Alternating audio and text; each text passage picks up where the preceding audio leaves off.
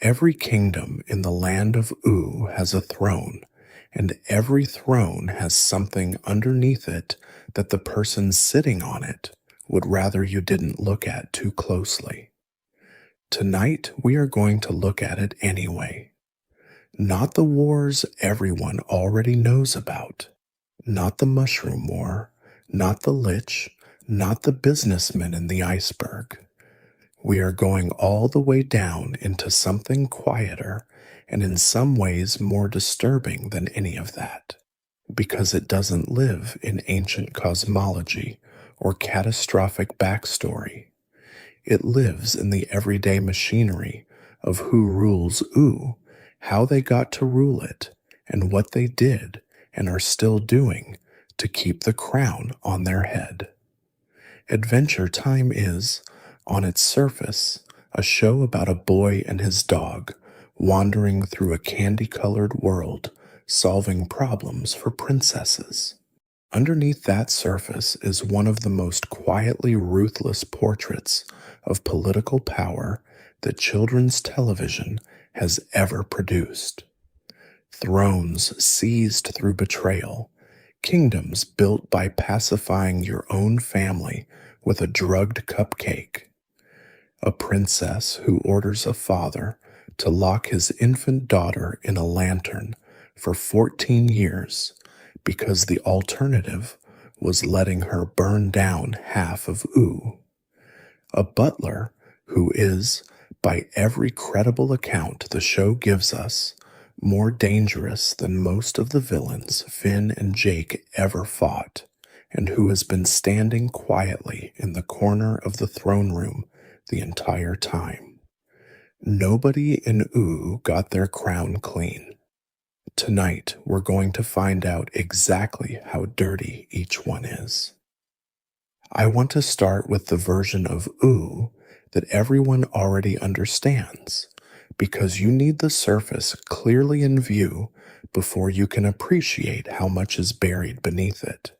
The land of Oo, at a glance, runs on the oldest political logic in the world,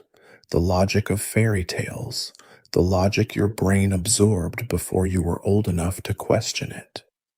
There is a princess. She has a kingdom. The kingdom is usually made of whatever substance defines her: candy, fire, ice, slime, breakfast food, and the princess rules it more or less by divine right, which is to say by the right of simply being the princess. A right. Nobody in the show bothers to interrogate in the early seasons because nobody watching it was expected to interrogate it either. This is the fairy tale default that Adventure Time inherited from every story that came before it, the assumption that legitimacy is inherited rather than earned, that a crown, once placed on a head, more or less stays there through the sheer gravitational pull of narrative convention. Finn and Jake move through this world as itinerant problem solvers, a kind of unlicensed constabulary, showing up whenever a princess is kidnapped or a kingdom is threatened and leaving once the crisis resolves, never once asking the deeper question of whether the princess in question deserved to be there before the crisis started. For the first several seasons, the show is content to let this arrangement sit unexamined, the way most children's animation is content to let monarchy sit unexamined, because monarchy makes for clean, legible conflict. You know who the good princess is. You know who the bad wizard or the evil businessman is. You rescue the former from the latter, and the credits roll. But Adventure Time, true to its own nature, was never going to leave a structure like that alone for very long.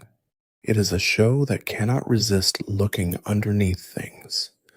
the way it looked underneath the candy-colored surface of Oo itself, and found a nuclear ruin, and eventually it turned that same excavating instinct on the political structure it had built without quite meaning to build it. What it found down there was not a simple story about good princesses and bad princesses. It was a story about how power actually gets acquired and kept in a world without functioning courts, without a free press, without any of the slow institutional machinery that, in our world, at least theoretically restrains a ruler from doing whatever she wants to, whoever she can reach. In the land of Ooh, if you are powerful enough, and clever enough, and willing enough, you can do almost anything, and the show, when it finally decided to show its hand on this subject, did not flinch from cataloging exactly what that looked like. Let's sit with viewers for a second, because I want you to actually feel where you're listening from tonight before we go any further down. If you're watching this lying in the dark, phone propped against a pillow, headphones on, comment below where you are and what time it is where you're at. I like knowing that. There's something quietly comforting about a video like this being watched at 2 in the morning in one country and at 9 at night in another, all of it happening at once. All of these separate rooms connected by the same story about a candy kingdom built on a lie. Drop it in the comments.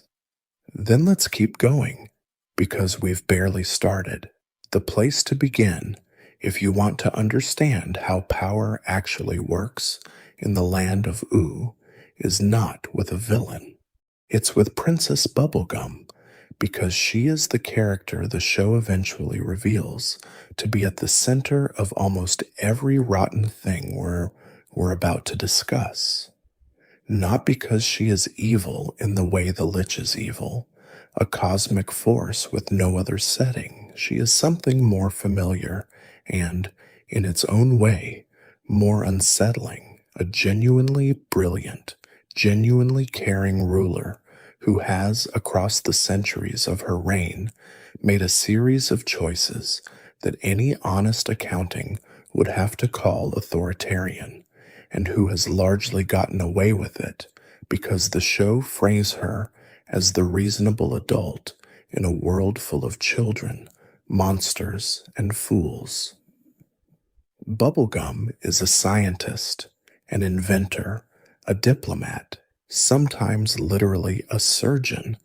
and the show spends a great deal of its runtime asking you to trust her judgment because her judgment is so often on the evidence better than anyone else's around her. That is exactly what makes the moments where her judgment curdles into something closer to tyranny so uncomfortable to sit with. She is not a fool wearing a crown. She is the smartest person in the room, and she has used that intelligence again and again to make decisions about other people's lives and bodies and freedom without asking them first, because she has decided with total sincerity that she knows better. The clearest and coldest piece of evidence for this arrived in the 5th season in an episode called Earth and Water, and if you have only watched Adventure Time casually, you have probably never registered what this episode actually confirms, because it confirms it in a single, offhand line delivered with the same tonal ease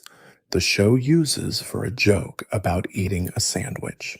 Flame Princess, whose real name the show gives us as Phoebe, was born to the Flame King, ruler of the Fire Kingdom, and almost immediately upon her birth, her father recognized that she carried within her an amount of destructive power that terrified him, because as the fire elemental in that generation, her heat core was capable of leveling a significant portion of the world if her emotions ever got the better of her. The Flame King's response to a newborn's uncontrollable power was to order a servant to take the infant into the woods and leave her to perish. The servant, in one of the small mercies the show scatters through even its darkest backstories, could not bring himself to do it, and instead handed the baby off to a woodsman. The child did what infants with world-ending heat cores apparently do when left in a wooden house. She burned it, and much of the surrounding forest, to the ground. And this is where Bubblegum enters the story, because it was Princess Bubblegum who found the child amid the wreckage. Princess Bubblegum, who recognized immediately what kind of power she was looking at. And Princess Bubblegum, who made the decision on her own authority in a kingdom that was not her own, to have the Flame King imprison his own daughter in a glass, lamp-shaped cage in the center of the Fire Kingdom's throne room. Not for a season, but for a story arc. For 14 years. Sit with that for a moment, because the show does not dwell on it the way it dwells on almost everything else. It delivers this fact in a single line of expository dialogue, and then moves on to the next beat of plot. And that quietness is, I think, part of the point, even if it wasn't a fully conscious authorial choice. This was not framed, in the moment, as an atrocity. It was framed as a reasonable safety precaution, the kind of thing a responsible adult does when she is looking at a weapon that happens to be shaped like a baby. Bubblegum's logic, as the show later has her articulate it, was not cruelty. It was risk management on a planetary scale. If Phoebe's heat core destabilized, if her uncontrolled emotions ever tipped past some threshold nobody had mapped, the consequences would not be limited to the Fire Kingdom. They could reach the Candy Kingdom, the grasslands, everywhere. Bubblegum weighed the well-being of one child against the safety of the entire world she had appointed herself the de facto guardian of, and she made her decision, and she made it without Phoebe's consent, without Phoebe's mother's input, as far as the show ever tells us, and without appearing to lose a single night's sleep over it until Phoebe grew old enough to confront her about it directly. When that confrontation finally comes, years later, in the same episode, Flame Princess does something the show almost never lets its child characters do to its most trusted adult authority figure. She names the harm plainly, without letting Bubblegum's intelligence or good intentions soften the accusation. She tells her, in effect, that she spent 14 years of her life in a cage because Bubblegum decided that was easier than actually helping her learn to control what she was born with. And Bubblegum's response is not an apology in any recognizable sense. It's a defense of the calculation, an argument that the imprisonment was, on balance, the responsible choice given the information available at the time. This is speculation on my part, offered because I think it's worth naming even though the show never says it outright. I think this moment functions as Adventure Time's clearest indictment of a very specific kind of authority, the authority of the person who is usually right, who has generally earned the trust she's been given, and who therefore starts to believe that her judgment is a suitable replacement for someone else's consent. Bubblegum is not wrong that Phoebe's power was dangerous. She is not wrong that leaving a toddler with an unstable heat core, completely unsupervised, carried genuine risk. What the show lets you see, if you're paying attention, is that being right about the danger does not automatically make you right about the solution,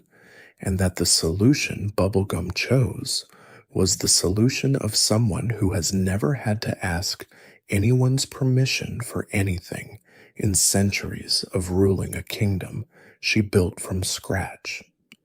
That phrase, built from scratch, is worth pausing on because it's not a metaphor. Bubblegum did not inherit the Candy Kingdom the way monarchs traditionally inherit thrones, through bloodlines and coronations, and the slow accumulated legitimacy of succession. She made the Candy Kingdom, and she made the people in it, and understanding what that means, biologically and psychologically, is essential to understanding why her relationship to power is so different from anyone else's in Oo, and so much more unsettling once you actually look at it. The show reveals Bubblegum's origin gradually, in fragments scattered across many seasons, and it is not until the 9th season, in an episode called Bonnabelle Bubblegum, that the fullest and darkest version of the story finally surfaces. Before there was a Candy Kingdom, before there were candy people, before there was a Princess Bubblegum ruling anything, there was a thing called the Mother Gum, a mass of sentient candy flesh attached to the ceiling of a ruined pre-Mushroom War building somewhere in the wreckage of the old world. From that Mother Gum emerged two beings, Bonnabelle and her brother, whom she would come to call Nettie. They were born, in the most literal sense the show ever gives us, out of the ruins of human civilization, out of whatever biological or magical process the mutagenic bomb had set loose in the world, and they were, at least in that earliest telling, alone. Bonnie was a child. Nettie was sensitive, easily overwhelmed, and would spend the rest of his existence quite literally rooted to the base of the kingdom his sister would build, feeding a great taffy tree with a substance his body produced and receiving, in turn, the calm he needed simply to function. He is not a character the show dwells on for long stretches at a time, but his presence at the root of the Candy Kingdom, almost literally, is a detail that repays sitting with. The entire structure of Bubblegum's civilization is built, quite literally, on top of her brother's body. Bonnie, lonely in that ruined, empty landscape, with only her withdrawn brother for company, decided to solve her loneliness the way she solves every other problem in her life. She built something, she created, from her own biological material, 3 new beings to serve as her family. An uncle, whom she named Gumbald, an aunt, whom she named Lolly, a cousin, whom she named Chicle. This detail is not speculation. It is stated plainly by the show, and it deserves to be underlined for exactly how strange and revealing it is. Bonnabelle Bubblegum's entire extended family, every relative she has ever had apart from her brother, is something she manufactured alone as a child because she wanted the feeling of belonging to a family and did not want to wait for one to arrive on its own. It is, on one level, a deeply sympathetic act, the act of a lonely orphan of the apocalypse trying to build herself a home out of whatever material she had access to. It is also, on another level, the first and most foundational instance of a pattern that will define the rest of her political life. When Bonnabelle Bubblegum wants something and cannot get it through the ordinary channels available to anyone else, she manufactures the thing she wants, gives it consciousness, and expects it to love her for having made it. Gumbald did not love her for having made him, or at least not in the uncomplicated way she seems to have hoped for. According to the show's account, the two of them lived for a time in something like harmony, building a small candy town together, planting rows of taffy trees. But Gumbald had his own ambitions for what their world could become, and when he acted on those ambitions unilaterally, cutting down the very taffy trees the two of them had planted together in order to clear space for a log cabin and, eventually, an entire candy city of his own design, Bonnie's response was not negotiation. It was retaliation on a civil engineering scale.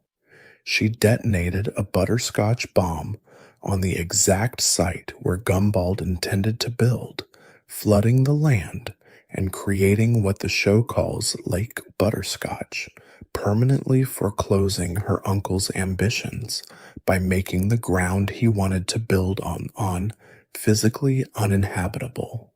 Gumbald, in the show's telling, did not respond to this act of unilateral sabotage by giving up. He responded by deciding that his niece, whom he had grown to see as an equal collaborator rather than a servant, did not actually want equals at all. She wanted, in the accusation he would later throw at her centuries afterward, stooges who did exactly what she told them to do.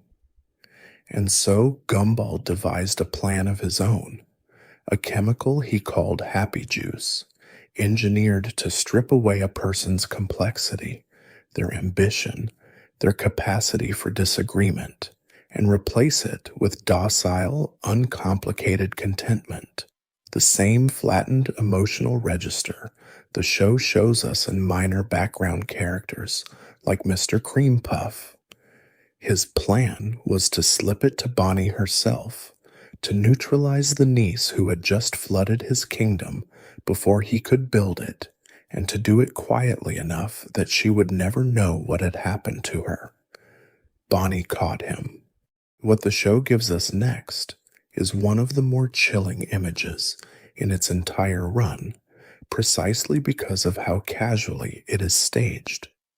Gumbald, cornered, having already secretly fed the happy juice to his own wife Lolly and his own son Chicle in the form of poisoned cupcakes, transforming them permanently into simpler, forgetful candy beings who would come to be called Manfred and Crunchy, still holding the beaker meant for his niece, still insisting, even as she confronts him, that he was never the aggressor here, that she was the one who denied him equality, that everything he did afterward was simply the response of someone who had been made into a subordinate rather than a partner, and had decided he would rather not be one. It's a genuinely difficult scene to sit with, because the show does not make either side of that argument easy to dismiss. Bonnie shot the beaker out of his hands with a pea shooter rather than let herself be dosed, and the happy juice splashed across Gumbald's own face, transforming her uncle permanently into a small, sentient bowl of fruit punch with no memory of who he had been. For 800 years, that is what he remained. A punch bowl, sitting somewhere in the background of the Candy Kingdom's history, a piece of furniture with no idea it had once tried to overthrow a child and had been undone in turn by that same child's willingness to maim him rather than be maimed herself. 800 years. That is not a typo, and it is not a metaphor for a long time, in the way people sometimes say 800 years to mean simply a very long time. It is the number the show itself gives us for how long that particular family wound sat, mostly dormant, in the soil beneath the Candy Kingdom until circumstances beyond anyone's planning brought it roaring back to life. When the elemental disasters of the show's later seasons swept across Ooo and briefly transformed a great many of its inhabitants, the transformation that had turned Gumbald into a punch bowl and Lolly and Chicle into Manfred and Crunchy was, by whatever magical logic governs these things, undone. All three of them returned to their original forms, their original memories, their original grievances fully intact, as though 8 centuries had simply been paused rather than lived through. And their very first act, upon rediscovering who they had once been, was not to seek reconciliation. It was to resume, without any apparent hesitation, the exact plan they had been executing 800 years earlier. Build the Candy City Gumbald had always wanted, and this time actually finish it. They called it Gumbaldia, and the show shows it to us built directly on top of a ziggurat temple that Finn had visited earlier in an entirely different context, now fully renovated into a palace shaped, fittingly, like an enormous cake. It is, by design, an almost exact echo of the Candy Kingdom, sharing its architecture, its materials, its underlying logic of civilization built from confection,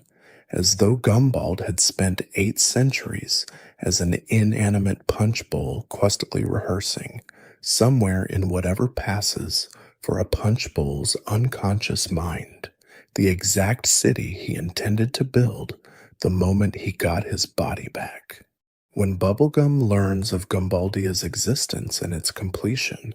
her response is immediate and, by her own admission, not measured.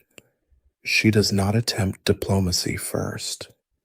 She concludes that war is the only answer, and she begins mobilizing the Candy Kingdom for an armed conflict against a rival civilization founded by the family she manufactured, betrayed, and was betrayed by 8 centuries earlier. It takes Finn, of all people, someone who has spent most of his life simply doing what Bubblegum asks of him without much political analysis of his own, to push back against her on this, to argue that there might be another way that doesn't end with 2 candy nations annihilating each other's populations over a grudge older than most of the people who would die fighting it. What ultimately prevents the war is not diplomacy in any formal sense either. It is a trick within a trick, Gumbald pretending to accept a peace offering while planning betrayal yet again.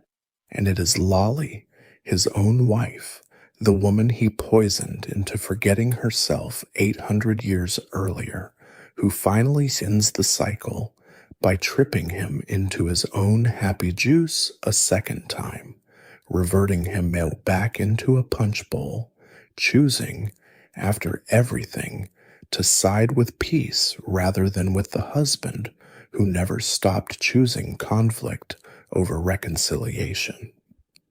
The war that was supposed to be fought over 8 centuries of grievance ends not because anyone forgave anyone, but because one of the wronged parties finally decided she would rather dose her own husband with the same weapon he'd once used on her than let another generation inherit a conflict she no longer wanted to carry. It is, in its own strange, candy-coated way, one of the most clear-eyed things the show ever says about how most long political conflicts actually end.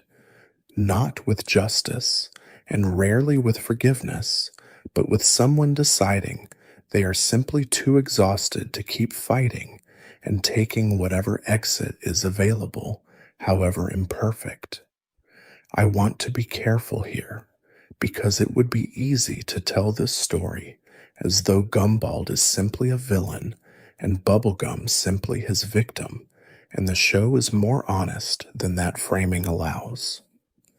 Gumball's grievance that his niece created him to be a family and then treated him as a subordinate the moment his ambitions diverged from hers is not manufactured out of nothing.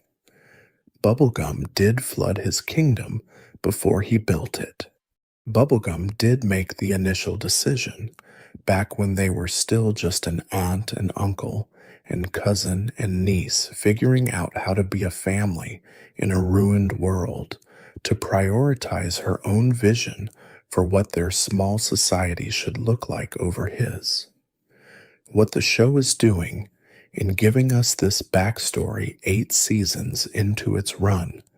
long after we have already learned to trust Bubblegum as the responsible, competent authority of the Candy Kingdom, is quietly revealing that the responsible, competent authority we have been trusting for years has us at the very root of her rule, an act of family betrayal and permanent, non-consensual transformation of another sentient being's body and mind, committed when she was young enough to still be lonely enough to build herself relatives out of candy, and never fully reckoned with in the centuries since. Every kingdom in O, it turns out, has something like this underneath it.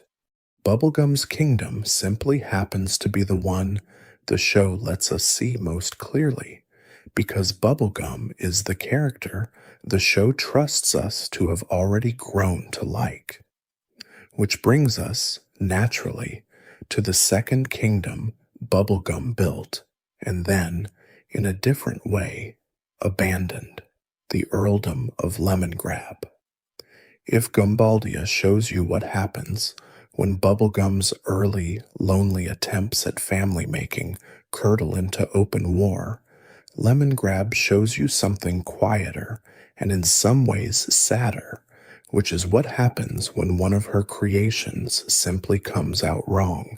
and what she chooses to do with that failure once it's undeniable. The show tells us, plainly and without much decoration, that the Earl of Lemongrab was Bubblegum's first attempt to create an entirely new form of candy life, using the biological formula she would later use to populate the rest of her kingdom. Something in that first attempt did not take the way she intended. The moment Lemongrab was brought into being, he screamed hysterically and flailed his arms in a way that immediately told his creator that whatever she had built, it had not been built correctly. There is no cruelty in this fact by itself. Experiments fail. What matters is what happened next, and what happened next is that Bubblegum, rather than caring for her flawed creation with the same hands-on attention she gave everything else she built, essentially outsourced his upbringing to servants and left him to grow up sheltered, wealthy, and almost completely without the kind of grounded, corrective relationship that might have taught him how to exist among other people without causing harm. He was given everything he wanted and connected to almost nothing that had made those things possible, and the show is fairly explicit, later, in tracing his cruelty directly back to that absence rather than to any innate evil in him. He became high-strung, paranoid, prone to screaming his signature word, unacceptable, at subjects who had done nothing wrong, incapable of modulating his own emotional temperature in a kingdom that required exactly the kind of modulation he had never been taught. For a long stretch, the show plays Lemongrab as pure, escalating comedy, the shrill absurdity of his voice and his tyrannical micromanagement becoming one of its most quotable running bits. And then, gradually, the comedy starts to curdle into something the show clearly wants you to feel differently about. Lemon Grab briefly seizes the throne of the Candy Kingdom itself, not through any coup in the traditional sense, but through a legal technicality. When Bubblegum is temporarily transformed into a 13-year-old version of herself in an earlier storyline, the show establishes that Lemon Grab, as her first creation, holds a legitimate claim to inherit the throne the moment she is no longer of age to occupy it. He does not need to plot or scheme his way into power. The rules Bubblegum herself established simply hand it to him the instant her body technically disqualifies her, and it is only when she returns to her adult form that she is able to fire him and send him back to his own territory, a resolution that has the strange effect of confirming, almost by accident, that Lemon Grab's claim to power was never actually illegitimate. He was, by the Candy Kingdom's own laws, exactly where he was supposed to be. Bubblegum simply changed the rules back once it was inconvenient for her that he was there. What Lemon Grab does with the earldom he is given afterward, the strip of territory Bubblegum grants him, partly out of guilt, and partly, it seems, to keep him contained somewhere he can do less damage to her own kingdom, is where the show's political imagination gets genuinely dark. Dark enough that by the time you reach the two-part episode called Lemon Hope, you are watching something that plays, structurally, almost exactly like a story about escaping a totalitarian regime. Lemon Grab, left alone to govern people who share his exact biology and his exact volatile temperament, does not become gentler through solidarity with his own kind. He becomes crueler, more controlling, and eventually, once a second version of him is created by Bubblegum specifically to relieve his loneliness, actively cannibalistic toward that second self, consuming half of his own cloned companion's body and keeping the survivor imprisoned inside his own bloated form as both punishment and possession. He fits his subjects with shock collars. He forces labor and obedience through pain rather than persuasion. And into this landscape is born Lemon Hope, a lemon child, who becomes the emotional center of the entire two-part story. A boy the show frames explicitly as a prisoner of a totalitarian city-state, someone whose entire early life is structured around the demand, made by both his tyrant ruler and, uncomfortably, by Bubblegum herself, that he become the one who eventually frees everyone else. This is the detail I want you to actually notice, because it is easy to let it slide past him unremarked.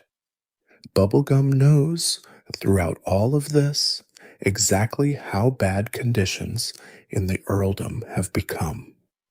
She is not a bystander discovering the horror for the first time alongside Finn and Jake.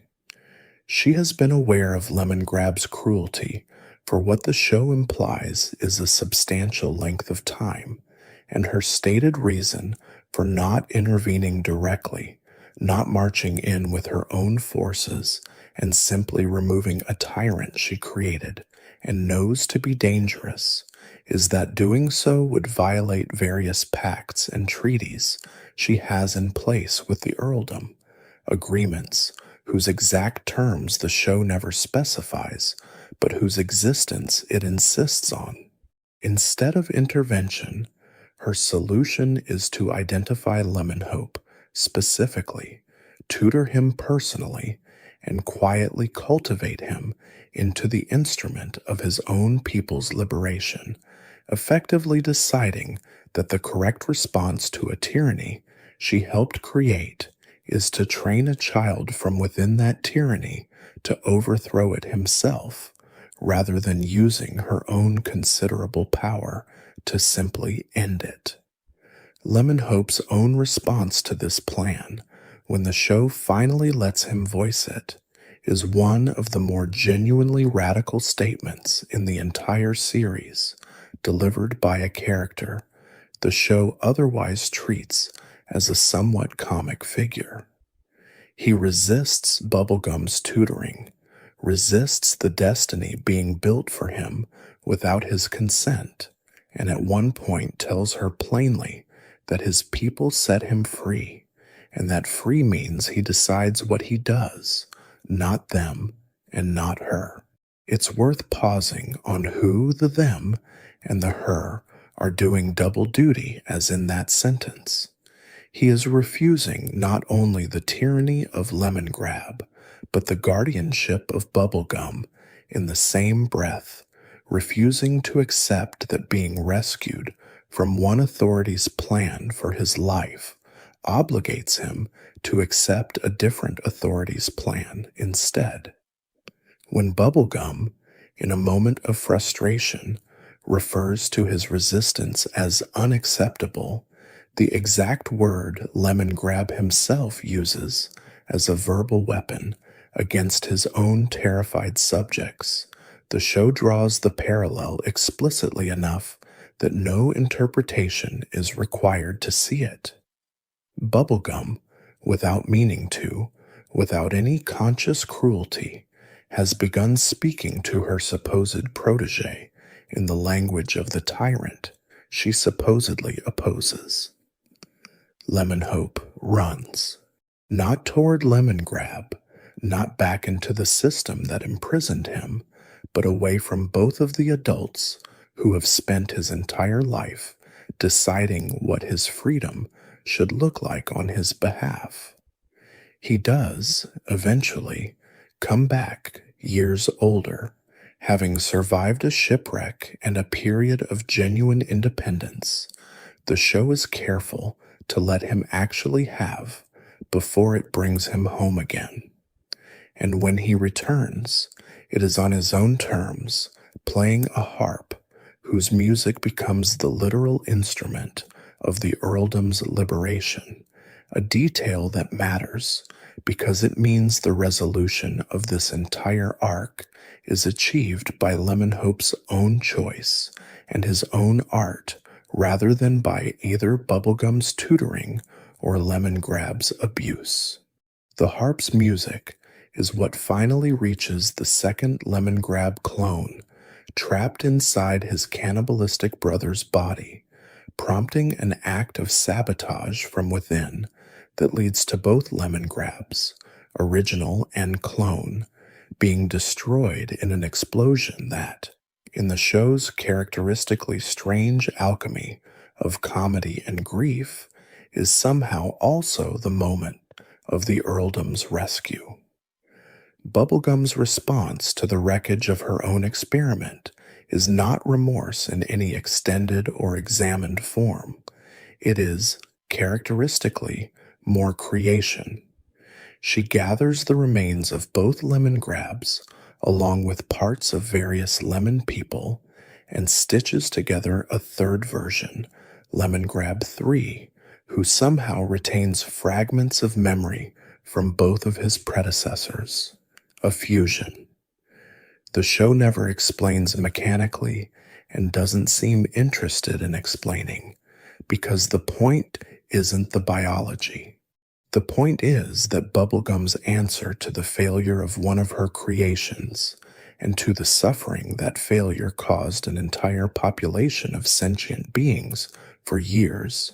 is simply to make another one, patiently, kindly even, the way you might patch a garment rather than replace it, without ever appearing to sit with the fact that the entire crisis originated with a decision she made unilaterally, long ago, in a laboratory about what kind of life was acceptable to bring into the world, and then set loose to govern itself. I don't think the show wants you to conclude that Bubblegum is simply a monster for any of this. If it wanted that, it would not keep giving her moments of genuine warmth toward her creations, the patience she shows Lemongrab 3, despite his hostility, the guilt that clearly does motivate at least some of her later choices, even if she rarely names it directly as guilt. What I think the show is actually doing, more carefully than it usually gets credit for, is building a portrait of a very specific and very recognizable kind of power. The power of someone who genuinely believes she is acting for the good of everyone involved, who is frequently right about the underlying problem, and who therefore never quite develops the habit of asking the people her decisions land on whether they consented to being solved. Lemongrab was not asked whether he wanted to be created imperfectly and then abandoned to servants. Lemonhope was not asked whether he wanted to be groomed into a liberator. Flame Princess, as we've already seen, was not asked whether she wanted 14 years in a lantern. Every one of these decisions has, buried somewhere inside its justification, the same quiet assumption that Bubblegum's judgment is sufficient authorization on its own, that being smarter than everyone else in the room, and usually correct about the danger she's responding to, entitles her to skip the part where she asks permission. There is one moment in the show's run where the Candy Kingdom's entire political arrangement is put, formally and explicitly, to a vote, and it is worth slowing all the way down for, because it is the closest Adventure Time ever comes to staging an actual referendum on whether benevolent-seeming autocracy is something its subjects would choose for themselves if they were given a real alternative. It happens in the 6th season finale, in an episode called Hot Diggity Doom, and the setup is almost aggressively mundane for something with such large consequences. A con man calling himself the King of Ooh arrives in the Candy Kingdom claiming a right to rule, and rather than dismissing him outright, the show has the Candy Kingdom hold what appears to be its first ever election. Bubblegum runs, presumably confident, as any long-serving and generally beloved ruler might be, that a population she has protected and cared for across centuries would simply reaffirm her by acclamation. She loses, not narrowly, by a landslide. A grifter with no credentials beyond charisma and gold-hoarding ambition wins the loyalty of the Candy People over a princess who built their entire civilization out of her own body. It would be easy, and I think it would be a mistake, to read this simply as a joke about how gullible crowds can be, the kind of shallow cynicism about democracy gag that a lot of satire settles for. The show is more interested than that in actually asking why the Candy People might have made this choice,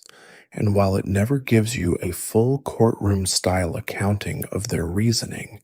the pieces scattered around the episode and its aftermath suggest something more specific than simple foolishness. Bubblegum's rule, for all its genuine benevolence, had also been centuries of a ruler making decisions on her subjects' behalf without much habit of consultation, exactly the pattern we've already traced through Flame Princess's imprisonment and Lemongrab's creation. A population that has spent its entire existence being cared for rather than consulted may not have the vocabulary or the practiced instinct to recognize competent authoritarian benevolence as something worth defending when a louder, simpler alternative shows up promising them something that sounds like agency, even if that alternative turns out to be a fraud. The King of Ooh tells them what they want to hear. Bubblegum, whatever her virtues, has never had to campaign for their loyalty because she has never had to consider that it might be withheld. What follows Bubblegum's defeat is not a graceful transition of power in any sense that would satisfy a functioning democracy. She goes into exile, self-imposed in the most immediate sense, but functionally forced, retreating to a small cabin off the shores of Lake Butterscotch, the same lake, notably, that she created centuries earlier by bombing her Uncle Gumbald's ambitions into the ground, a detail that gives her exile a quiet, symbolic resonance. The show never comments on directly, but seems entirely aware of. She ends up living, in defeat, on top of the site of one of her earliest acts of political sabotage.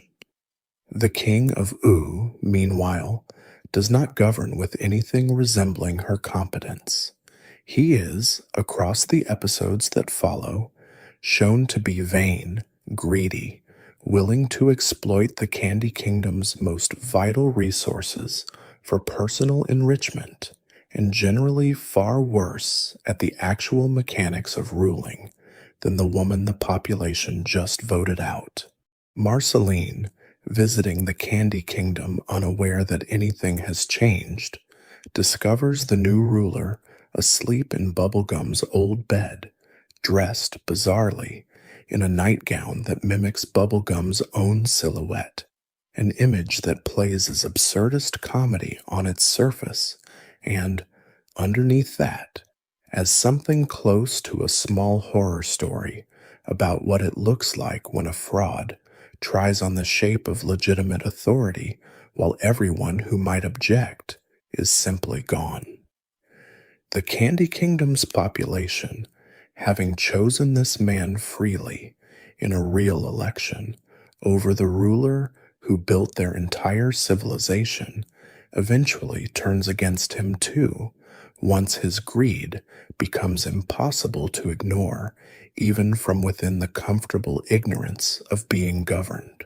It is worth noting, because the show does not let this detail pass without at least implicit comment, that the mechanism by which Bubblegum eventually returns to power is not another election.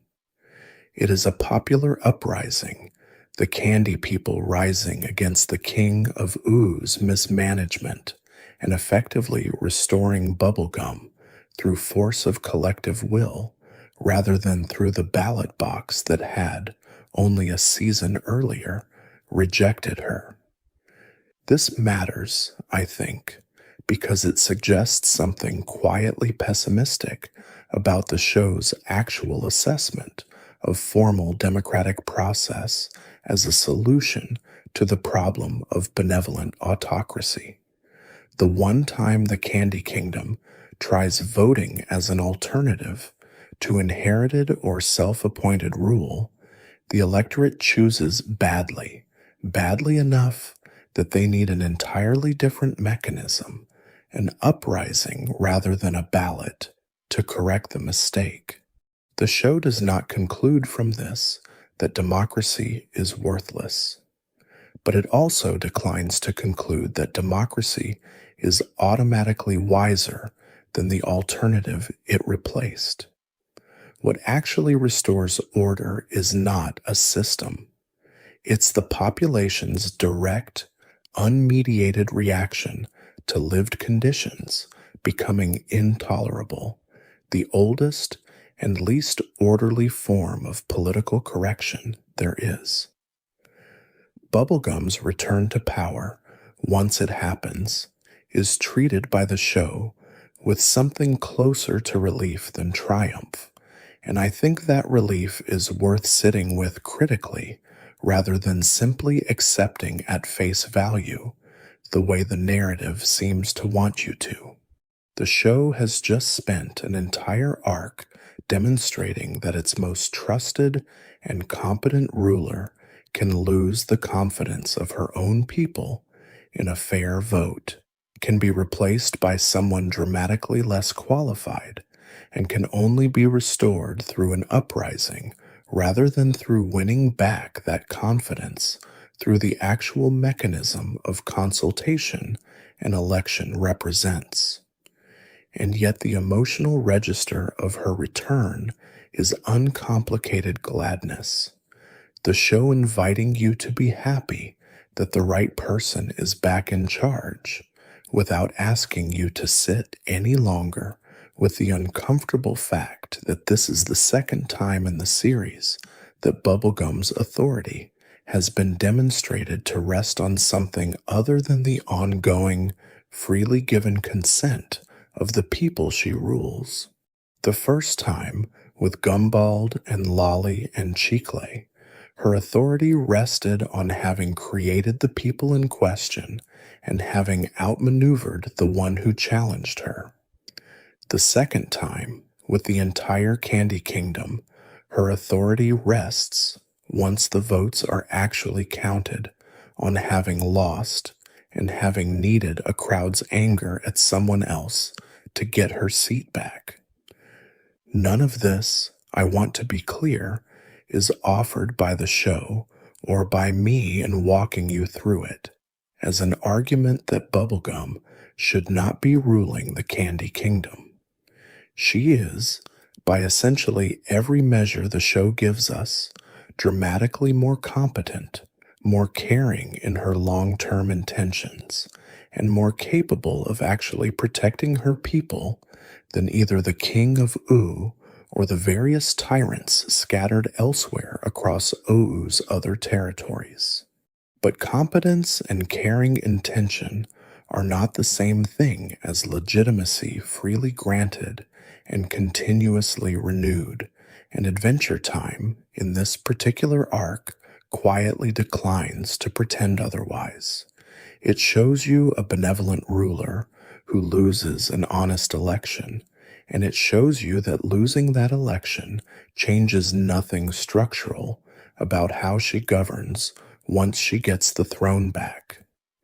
She does not, after her restoration, introduce new mechanisms of accountability, new habits of consultation, any structural acknowledgement that an entire population once looked at her centuries of stewardship and chose a stranger instead. She simply resumes ruling the way she always ruled, the way she ruled before the vote, and the way, presumably, she will go on ruling until something else eventually challenges her again. The show is not naive about this. It just isn't especially interested in resolving it either, and I think that unresolved quality, more than any explicit moral the show could have stated outright, is the most honest thing it has to say about how power actually behaves once it's been granted, contested, and returned. Power that survives a challenge rarely comes back changed by having survived it. It usually just comes back. If Bubblegum is the visible face of power in the Candy Kingdom, the one whose name is on the crown and whose decisions get debated in the show's rare moments of political self-examination,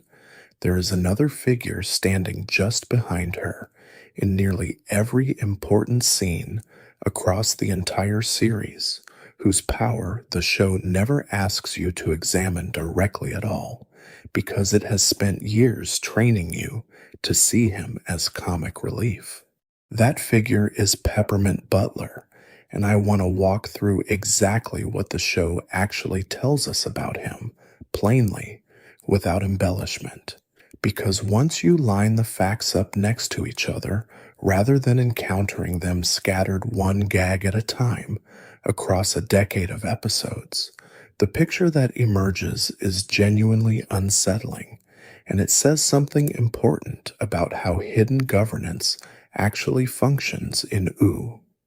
Sometimes the person running things isn't the one wearing the crown.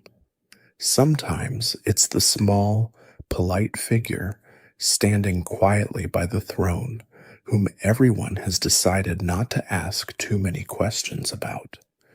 Consider what the show confirms about him, one detail at a time. In the episode Death in Bloom, we learn that Peppermint Butler possesses a working connection to the land of the dead, sufficient not only to travel there himself, but to teach the spell that allows others, ordinary mortals with no magical training, to follow him. This is not framed within the episode as an extraordinary secret being revealed for the first time with appropriate gravity. It's framed as a slightly eccentric but ultimately useful skill Peppermint Butler happens to have, the kind of thing a butler might know how to do the way another butler might know how to properly starch a collar. In The Suitor, we see him summon a demon directly into the body of Cinnamon Bun, and in the same episode, The Gumball Guardians, the Candy Kingdom's own defensive constructs, beings whose entire function is to recognize and respond to threats against the kingdom, refer to him by a specific title, Dark One, not Butler, not Friend. Dark One, spoken with what the show plays as a mixture of recognition and unease, as though the Gumball Guardians themselves, machines built to protect the Candy Kingdom from exactly this kind of danger, have collectively decided that whatever Peppermint Butler is, it falls outside the category of threats they are equipped or perhaps even authorized to respond to. In Return to the Nightosphere, a photograph glimpsed in the background shows Peppermint Butler acting as a golf caddy for Hunson Abadir, the ruler of the Nightosphere, and, by the show's own internal cosmology, the closest thing OO has to a literal devil. This is presented as a throwaway visual gag, the kind of background detail rewarded to attentive rewatchers rather than announced to the room. And yet what it actually tells us, taken at face value, is that Peppermint Butler has a long-standing, apparently cordial, apparently recreational relationship with the ruler of hell, not an antagonistic one, not a wary, professionally necessary one, a golfing relationship. In the Distant Lands Special Wizard City, decades further into the timeline, this thread is finally allowed to stop being played for laughs entirely. The special reveals, in tones considerably darker than anything the main series ever used for this character,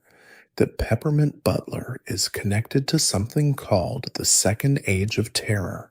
an event alluded to earlier in the special's own runtime by another character entirely, and the episode features one of the highest body counts in the franchise's history, staged with a straightforwardness about death, including the death of a child, that the earlier season's comic treatment of Peppermint Butler's dark magic hobby had never prepared audiences for. The joke, it turns out, had been concealing something the show always intended to eventually take seriously. What I find most striking about all of this, more than any individual fact, is the sheer duration of the concealment and the specific mechanism by which it was maintained. The show did not hide Peppermint Butler's true nature by keeping him off-screen or peripheral.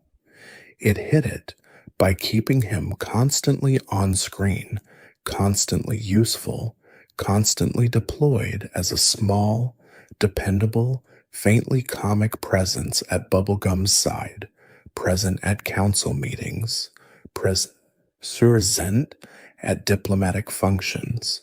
present in nearly every scene where the machinery of the Candy Kingdom's actual governance is depicted, and simply trusting the audience's accumulated affection for his politeness and his minty competence to keep us from asking the obvious question: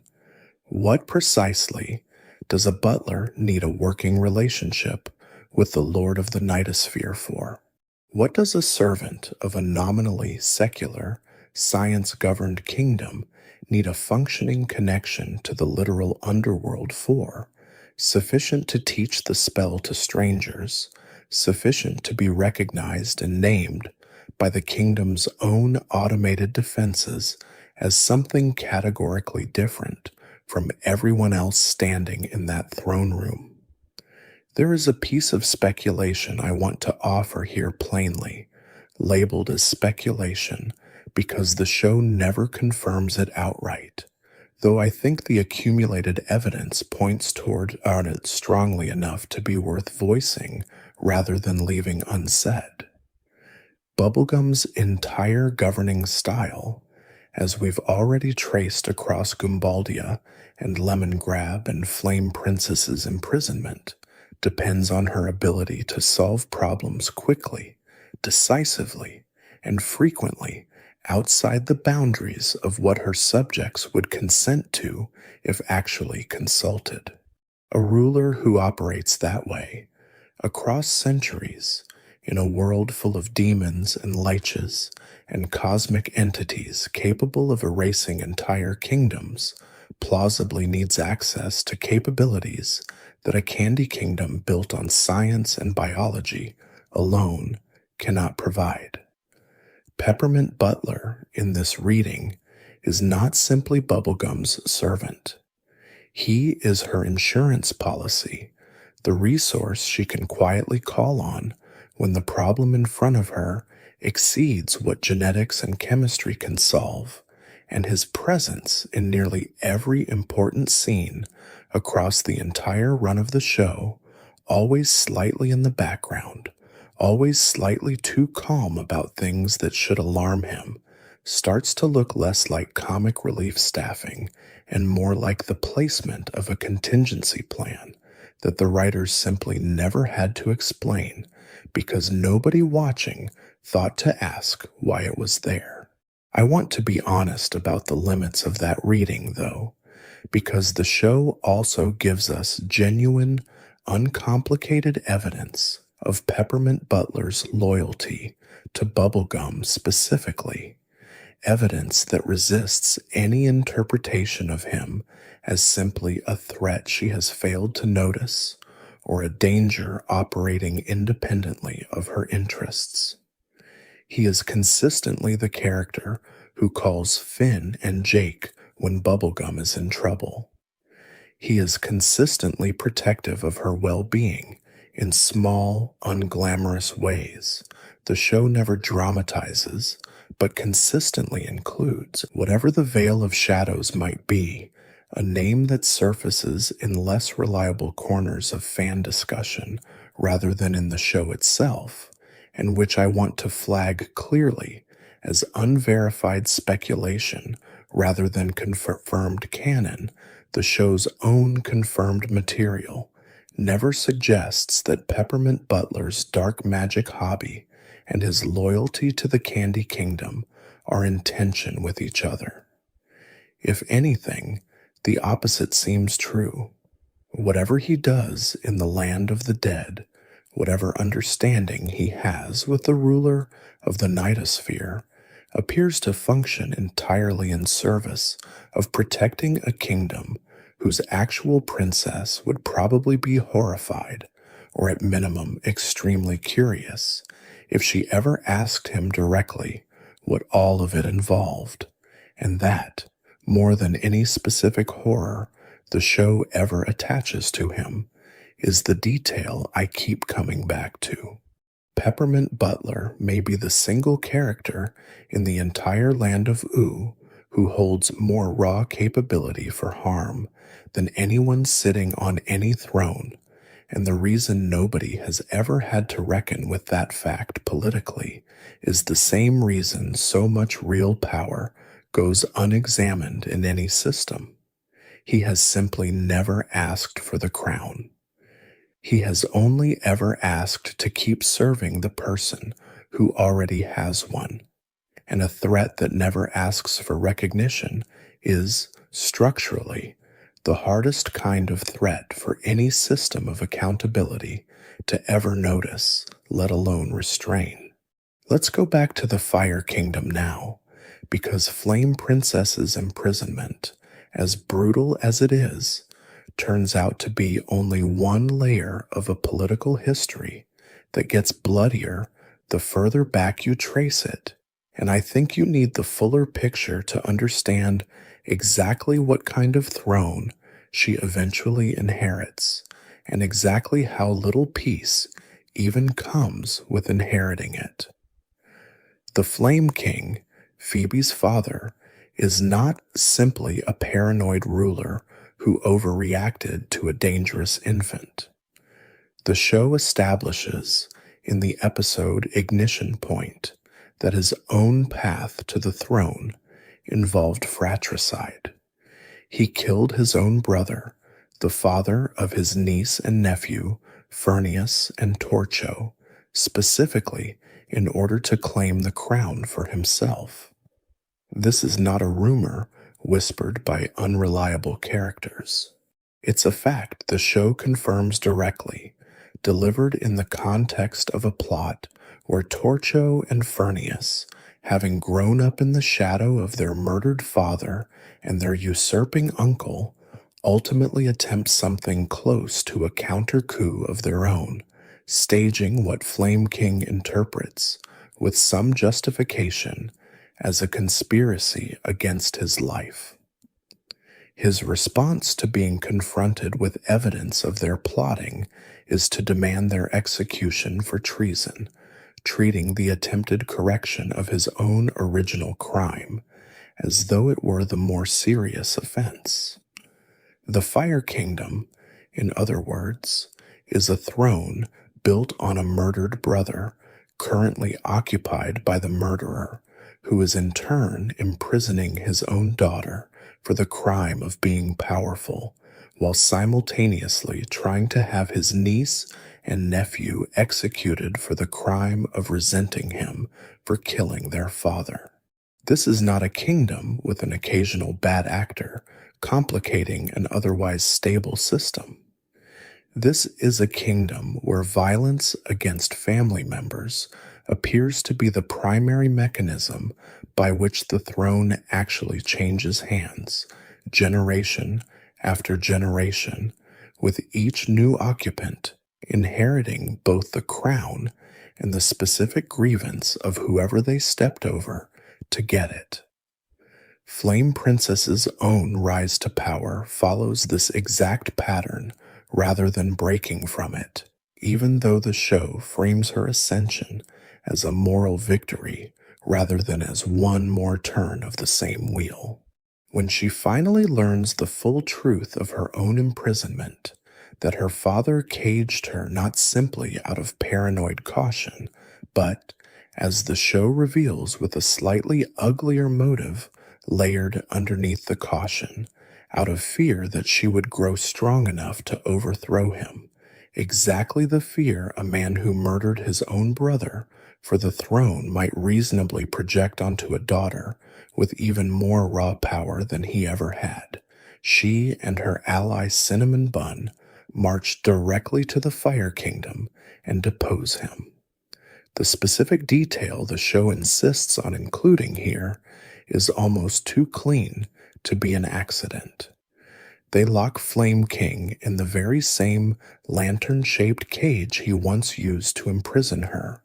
the identical object repurposed for the identical function, simply pointed now at a different body. This is not framed as poetic irony by the show's own tone, which treats the moment as a triumphant reclaiming rather than as a repetition, but it is worth sitting with as exactly that, regardless of how the show wants you to feel about it. The Fire Kingdom's central instrument of political control, the lantern, has not been abolished by the change in leadership. It has simply changed hands, still sitting in the same throne room, still fully functional, waiting for whichever body needs to be contained next. That container gets used again almost immediately, because Flame Princess's reign is not, in fact, secure once she takes the throne. In the Red Throne, a suitor called the Flame Lord, motivated by the classic dynastic logic of political marriage as territorial acquisition, strikes a deal with the imprisoned Flame King. Freedom in exchange for delivering Flame King's daughter into marriage, an arrangement negotiated entirely between two men over a woman's body and future without any meaningful input from her. When Flame Princess, predictably and rightly, refuses the marriage, the resulting conflict between her would-be liberator-turned-suitor and her deposed father collapses into a fistfight so undignified that both men end up imprisoned in the lantern together, the show's dark political comedy reaching a kind of absurdist peak. Two rival claimants to power, neither of whom the actual ruling princess wants anywhere near her throne, locked together in the same cage that has already held two different generations of this family's power struggles. Later still, in an episode simply called Bun Bun, Flame King escapes again, attempting to rally an army for one more coup, and finds that the only forces willing to follow him are a cave full of chipmunks he cannot actually command. It is Bun Bun, the character for whom the episode is named, who talks him out of the entire enterprise by pointing out the obvious. There is no invasion coming. There is no army. There is only an aging, deposed tyrant and some chipmunks, and he might as well accept the smaller, safer kingdom available to him rather than continue chasing a throne. Nobody, including his own remaining allies, actually believes he can retake. What strikes me most about this entire extended saga, once you lay it out end to end, rather than encountering it in scattered episodes years apart, is how consistently the show frames the resolution of Fire Kingdom power struggles, not as justice being served in any structural sense, but as exhaustion finally outpacing ambition.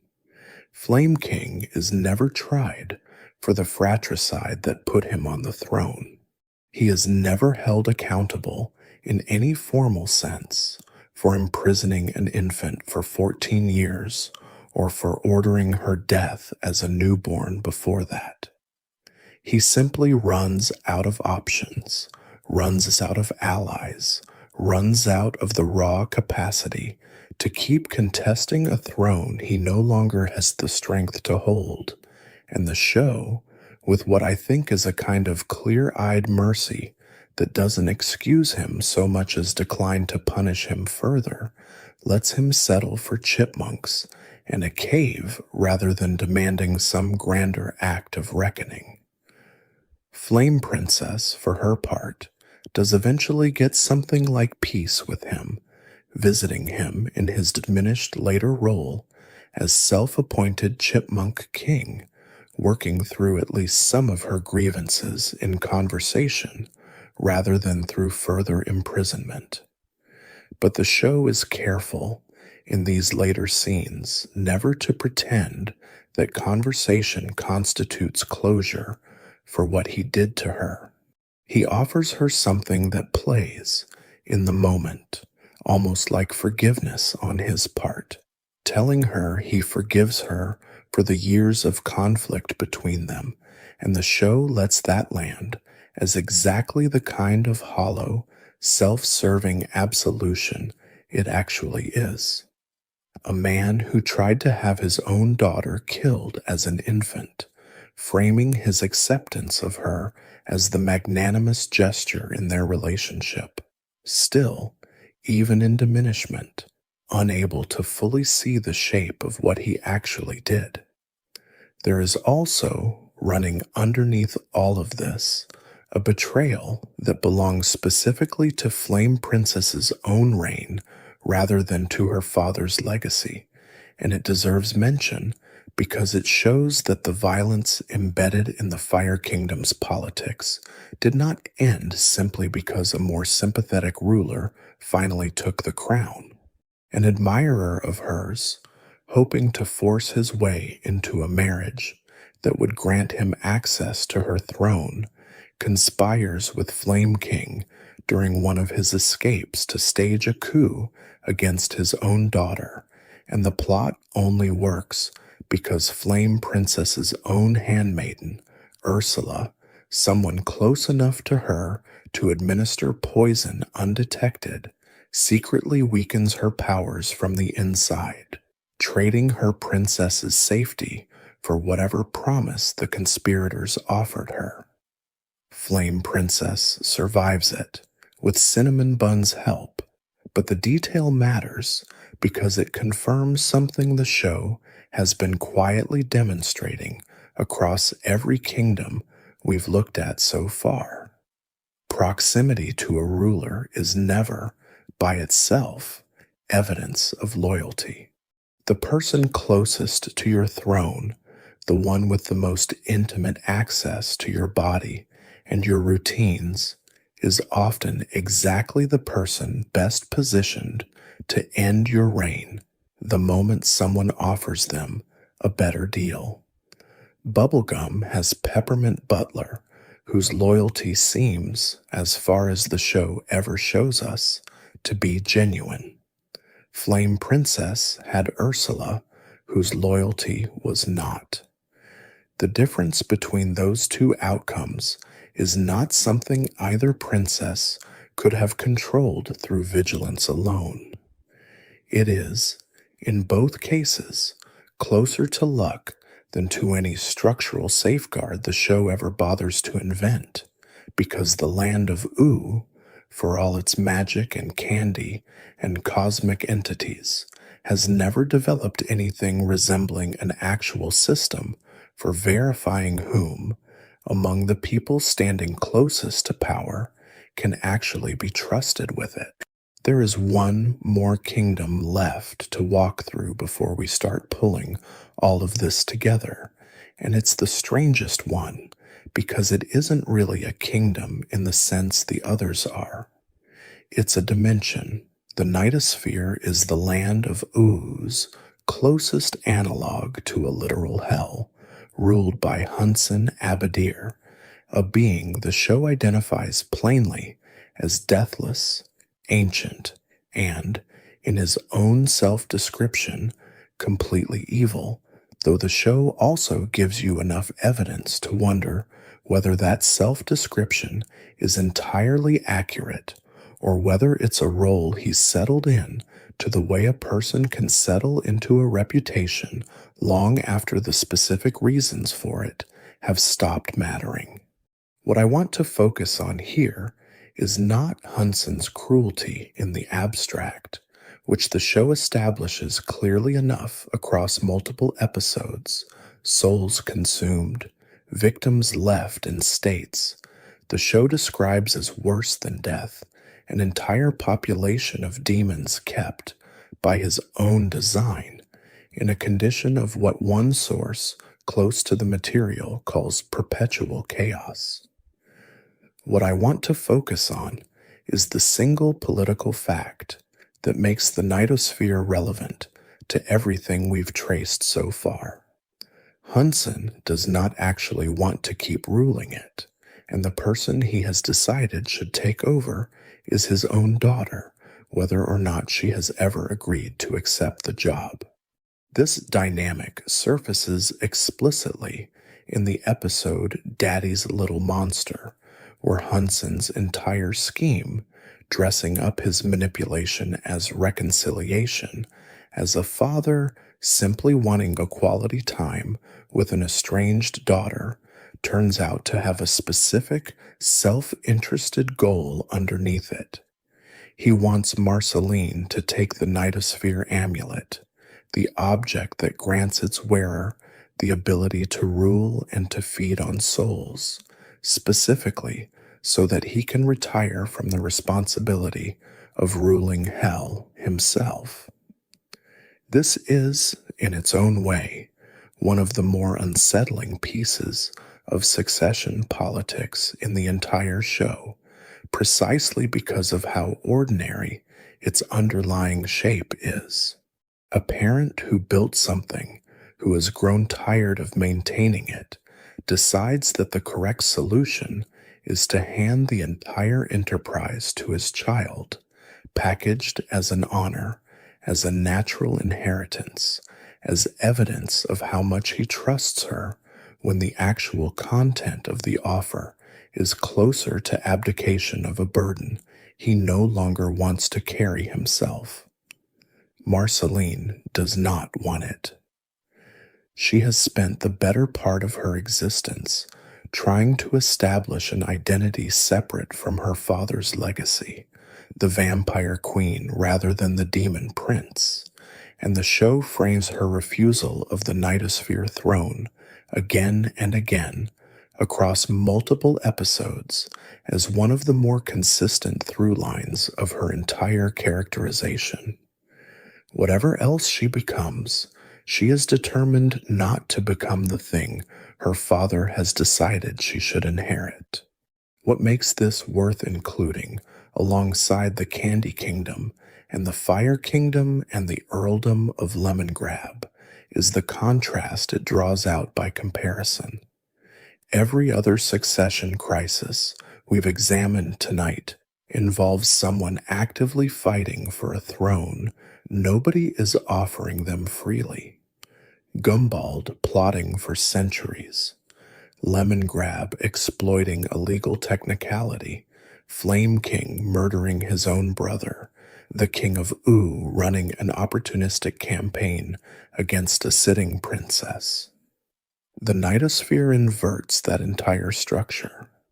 Here is a throne that its current occupant is actively trying to give away to someone who wants nothing to do with it, and the show treats her refusal consistently as the correct and healthy choice rather than as some tragic failure of duty. There is something worth sitting with in that inversion because it suggests, whether or not the show consciously intended the comparison, that the healthiest relationship to inherited power in the entire land of Oo might belong to the one character who has clearly, repeatedly, and without much internal conflict, said no to a crown that was being handed to her for free. Marceline gets to keep being herself, specifically because she has never accepted the premise that being offered power obligates her to take it, a premise that every other ruler we've discussed tonight, Bubblegum included, seems to have absorbed so completely they never think to question it. And yet the show does not let this refusal function as a permanent, cost-free exit either, because the Nightosphere does not stop needing a ruler simply because its intended heir keeps declining the position. Hunson's throne remains, across the entire run of the show, a site of ongoing instability precisely because succession has never actually been resolved. He continues ruling a realm he has said, more than once, that he wants to leave. His daughter continues declining to take his place. The demons under his rule continue to exist in the state of perpetual disorder the show attributes to his governance, a state that, by his own account, exists partly because keeping the nightosphere chaotic is simply easier for him than the alternative, and partly it's worth speculating because a ruler who is actively trying to retire is unlikely to be investing much energy into building anything more stable for whoever eventually replaces him. The nightosphere, in other words, may be the one place in O whose governance is currently failing, not because anyone is actively fighting over the throne, but because everyone who could plausibly sit on it has quietly agreed, in their own separate ways, that they'd rather not be the one holding the responsibility, and nobody has yet been forced to confront what that mutual avoidance is actually costing the people who live there. One more government to walk through before we start climbing back up toward the surface, and this one is different in kind from everything we've discussed so far, because it isn't organized around a bloodline or a single throne at all. It's organized around exclusion, and I think it's one of the clearest windows the show gives us into how a society decides who counts as a citizen and who doesn't. Wizard City sits hidden inside a mountain range. The show calls Wiswamo Canyon, invisible to anyone who doesn't already belong there, accessible only when a genuine wizard speaks the specific password, Wizard's Rule, out loud at its threshold. This is, on its own, a striking piece of political architecture, a functioning settlement, with its own marketplace, its own school of magical instruction called Wiz Arts, its own police force, and its own prison that has organized its entire relationship to the outside world around a single, absolute condition of entry. You are either a wizard or you are not permitted inside, and the show is explicit that this exclusion is enforced with real consequences, rather than merely posted as an unenforced rule on a sign somewhere. When Finn, Jake, and Princess Bubblegum sneak into the city, disguised as wizards themselves, in the episode Wizards Only, fools, seeking nothing more threatening than a magical remedy for an ordinary illness, afflicting one of Bubblegum's subjects, their disguise fails, and their punishment for the deception is not a fine or a warning.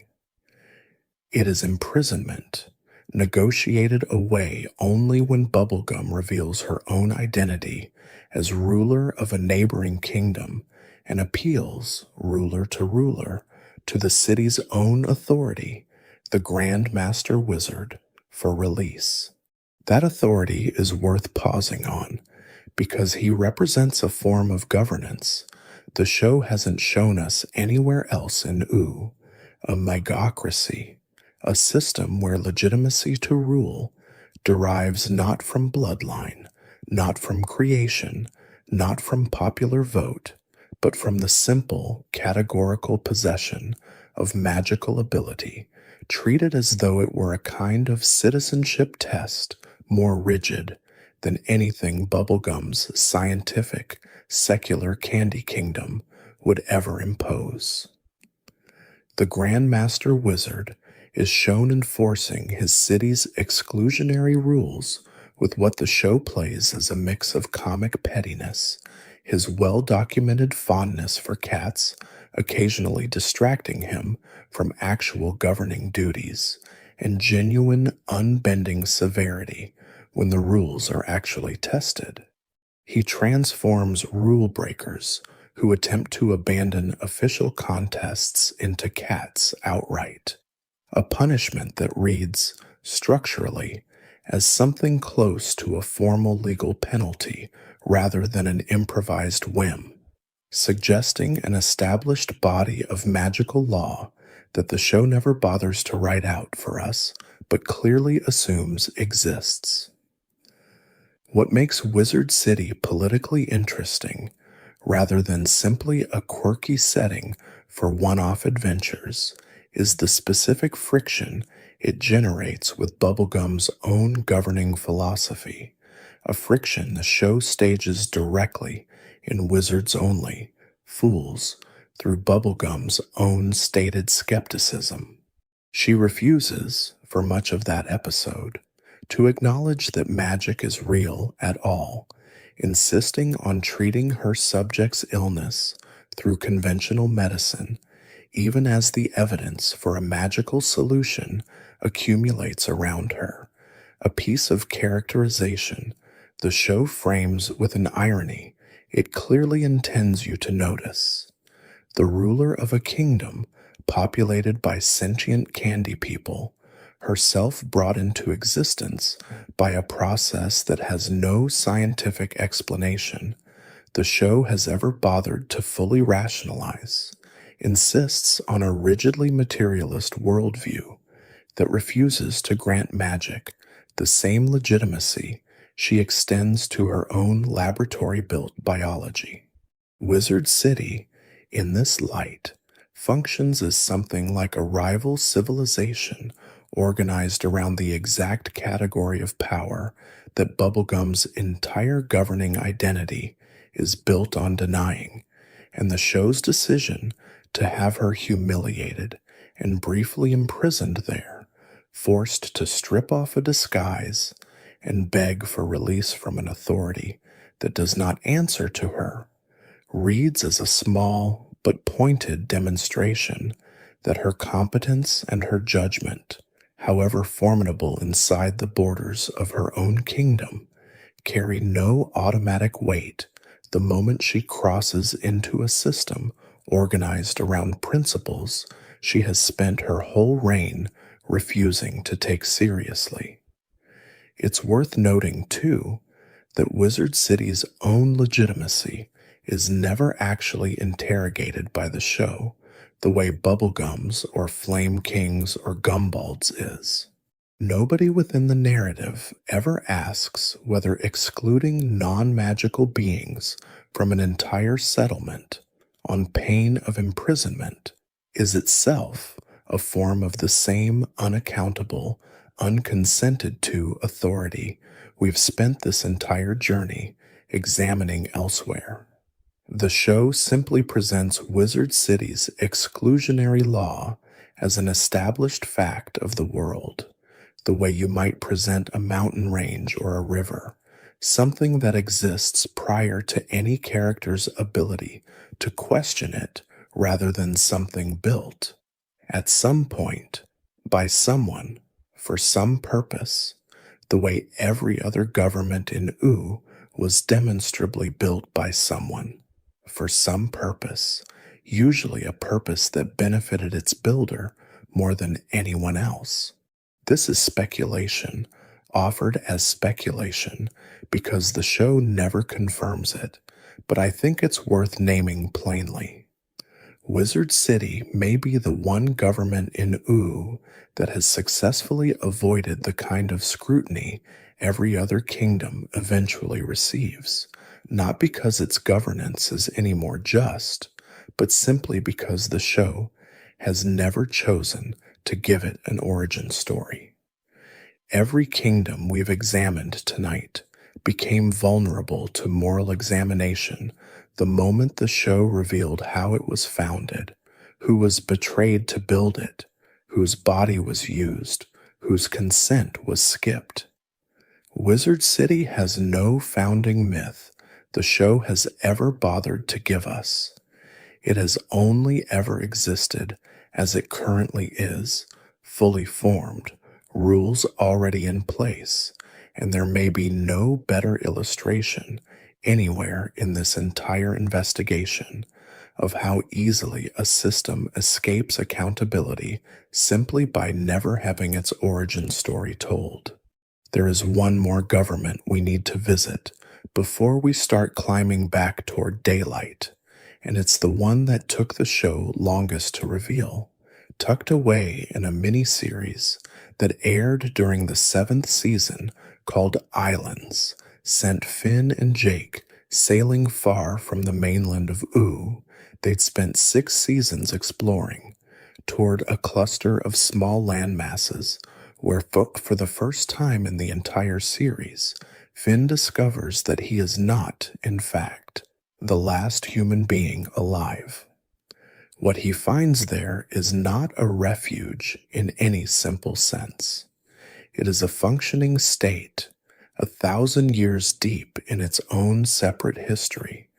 and once you look closely at how that state actually governs the people inside it, you find something that might be the most quietly authoritarian system in the entire land of U,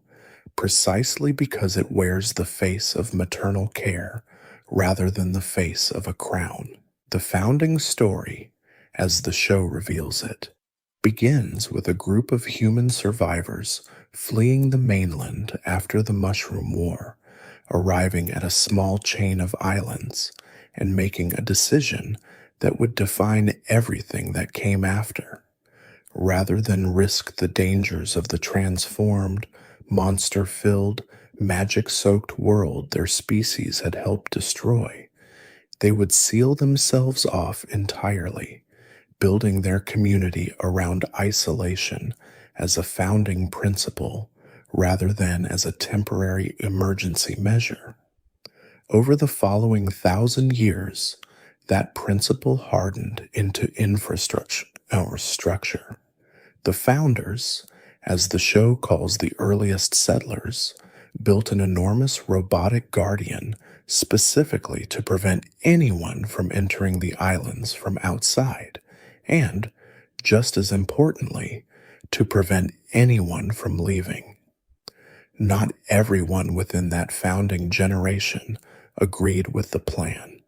A faction led by a settler named Joe objected to the total sealing off of the islands and split away, becoming what the community would come to call hiders, a term that tells you almost everything you need to know about how the majority regime would come to regard anyone who wanted a different relationship to their own confinement. If you disagreed with the island's founding philosophy strongly enough to actually try leaving it, you were not treated as a dissenting citizen exercising a legitimate choice. You were treated as something to be hunted, tracked, and returned, and the society built an entire specialized caste called Seekers, whose function was exactly that: finding hiders and bringing them back. Susan Strong, the character Finn first encounters wandering underground near the Candy Kingdom mainland in an early season episode long before the show had any intention of explaining who she actually was, turns out, once the Islands miniseries finally connects the threads, to have been one of these seekers herself, trained under the island's chief scientist, a woman called Dr. Gross, whose own approach to governing dissent went well beyond simple pursuit and capture. The show reveals that Dr. Gross operated something described plainly as re-education for hiders who were caught, a term that carries an unmistakable weight given how it's used in our own world's history. And one detail the show gives us cuts particularly close to the bone. Susan's best friend, a fellow islander named Frida, turns out to be a hider herself, someone Susan initially tries to help escape rather than capture, only for Dr. Gross to override that loyalty entirely by using a cybernetic implant already embedded in Susan's own body, control technology installed in her, apparently without requiring her ongoing consent to activate it, to force her, against her own stated wishes, into recapturing her friend anyway. This is worth sitting with plainly. The show is describing a security apparatus that does not simply rely on loyalty or persuasion to maintain control over its enforcers. It has built physical, technological means of overriding an enforcer's own conscience the moment that conscience becomes inconvenient, a detail more chilling, in some ways, than anything Lemon Grab's shock collars ever did to his own subjects, because Lemon Grab's cruelty was at least legible as cruelty from the outset. Founders Island's control mechanisms were built into the architecture of care itself, embedded in bodies whose owners had likely been told, at some point, that the implant was there to help them. Minerva Campbell enters this system not as its architect, but as one of its later stewards, and the show is genuinely careful, more careful than it strictly needs to be, in showing you both her real, demonstrable selflessness and the way that selflessness curdles, almost imperceptibly, into the exact same pattern of unconsented control we've traced through every other government tonight. She is, by the show's own account, extraordinarily giving,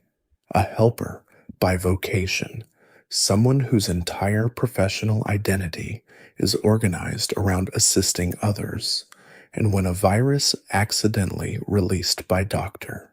Gross's own experimentation devastates the island's helper population and threatens the wider human community,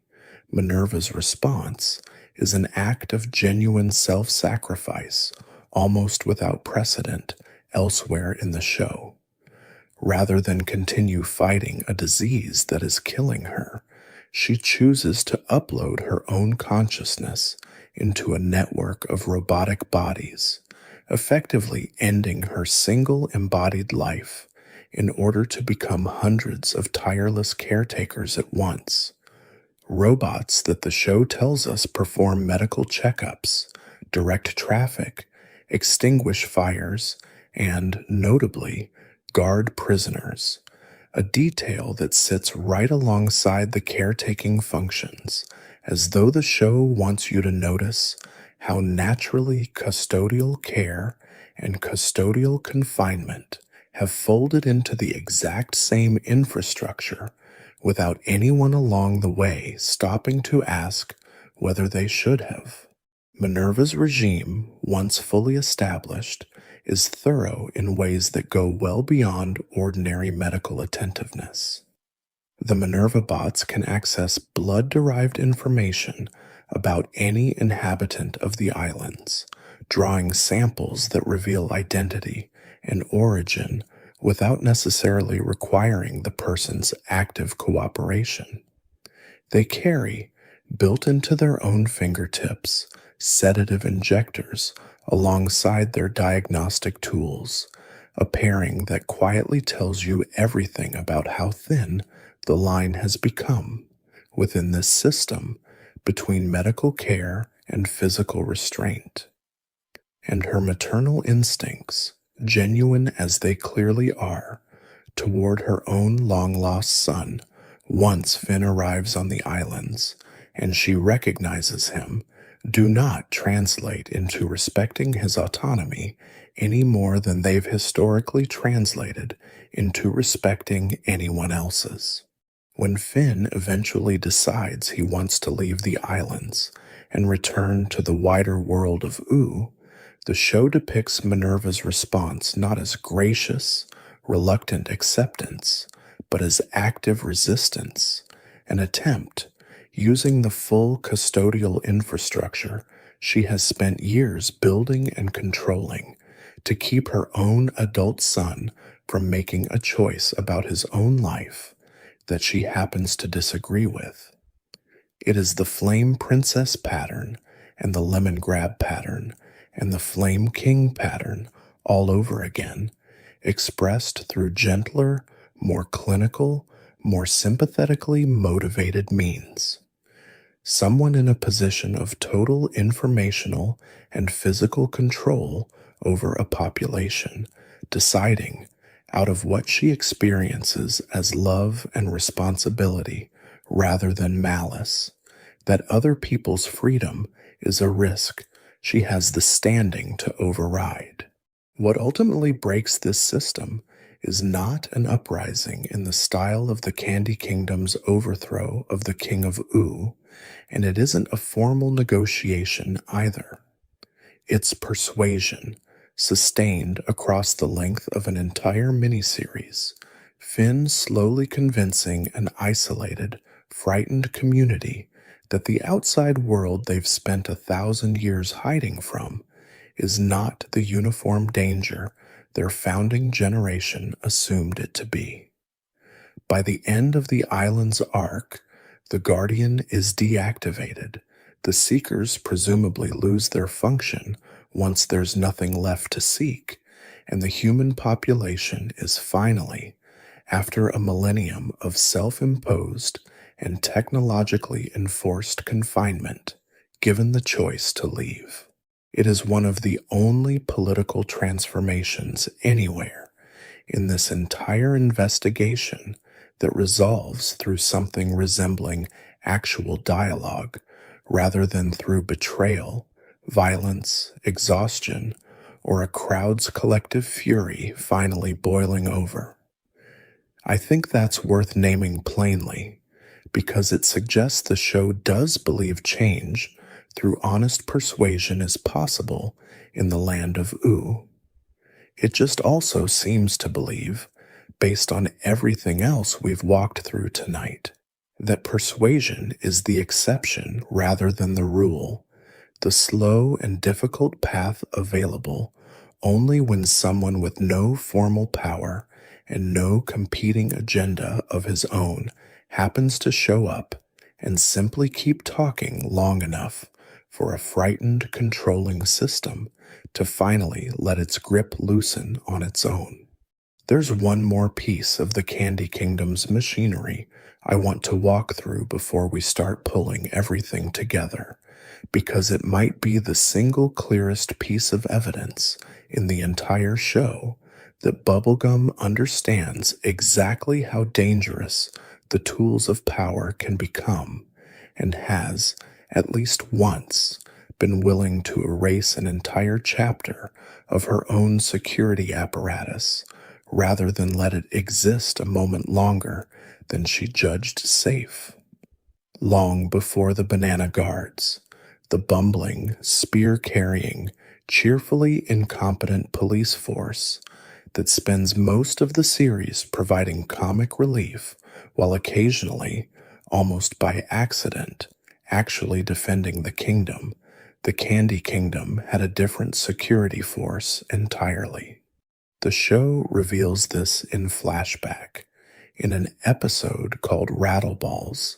and what it shows you is a Candy Kingdom protected not by gentle, gullible candy citizens deputized into uniform, but by something called the Gumball Guards.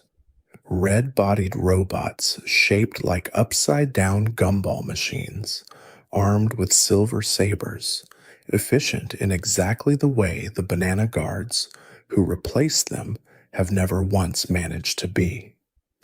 They stopped crime. They did the job a police force is supposed to do. And Princess Bubblegum,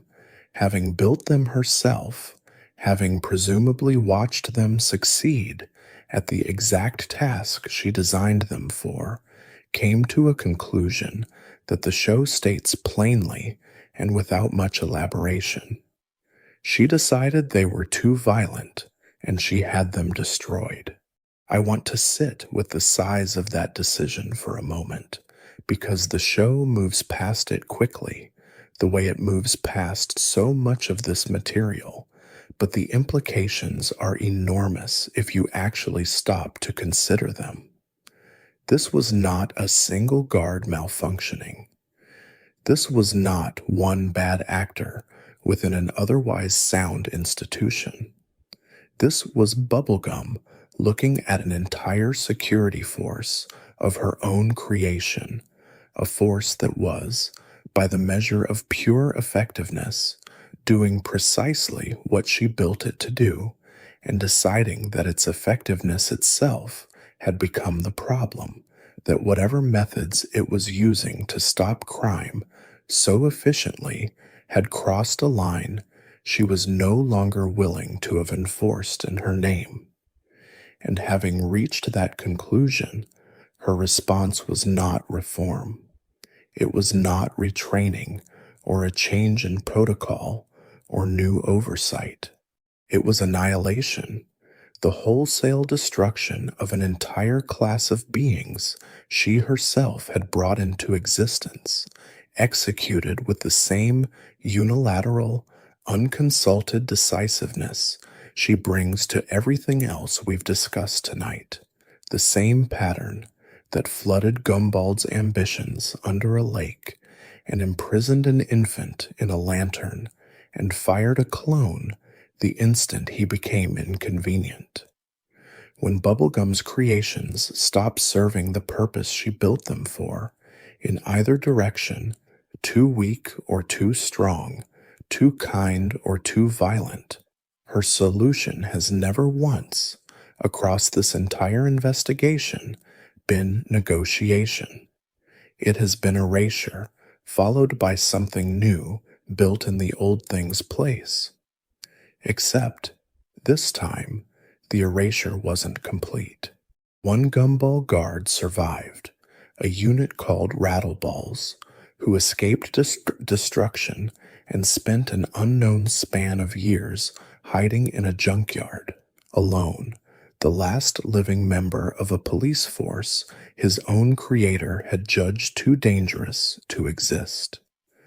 When the show finally brings him back into the main story, decades after the fact, by the internal chronology of Ooh, he is not depicted as a monster nursing a grudge against the princess who tried to destroy him. He is depicted with a gentleness the show rarely extends to characters in his position, as something closer to a survivor working through what it means to have been built for a purpose his own creator later decided was shameful, still fundamentally loyal to the kingdom he was designed to protect, still willing to serve Bubblegum despite everything, and the show even shows him, in a later episode, apparently having rebuilt at least 2 more units in his own image, quietly reconstituting, on his own initiative, a fragment of the exact force his princess once tried to erase entirely. Whether that reconstruction is an act of defiance, an act of loneliness, or simply an old machine doing the only thing it knows how to do,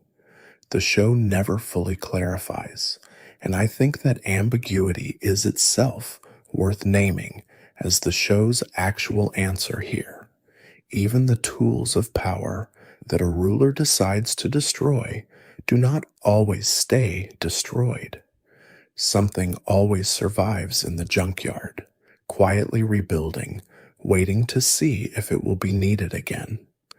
There is a name the show gives to the broader security doctrine. All of this sits underneath, and it's worth pausing on the name itself, because it tells you something about how the Candy Kingdom understands its own use of force.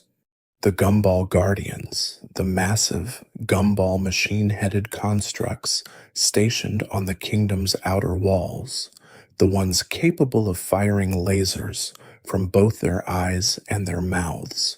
of breathing fire, of unleashing what the show describes as runic lasers, powerful enough to cause the large-scale explosions, exist, according to the Candy Kingdom's own internal language, to enforce something called the Royal Promise.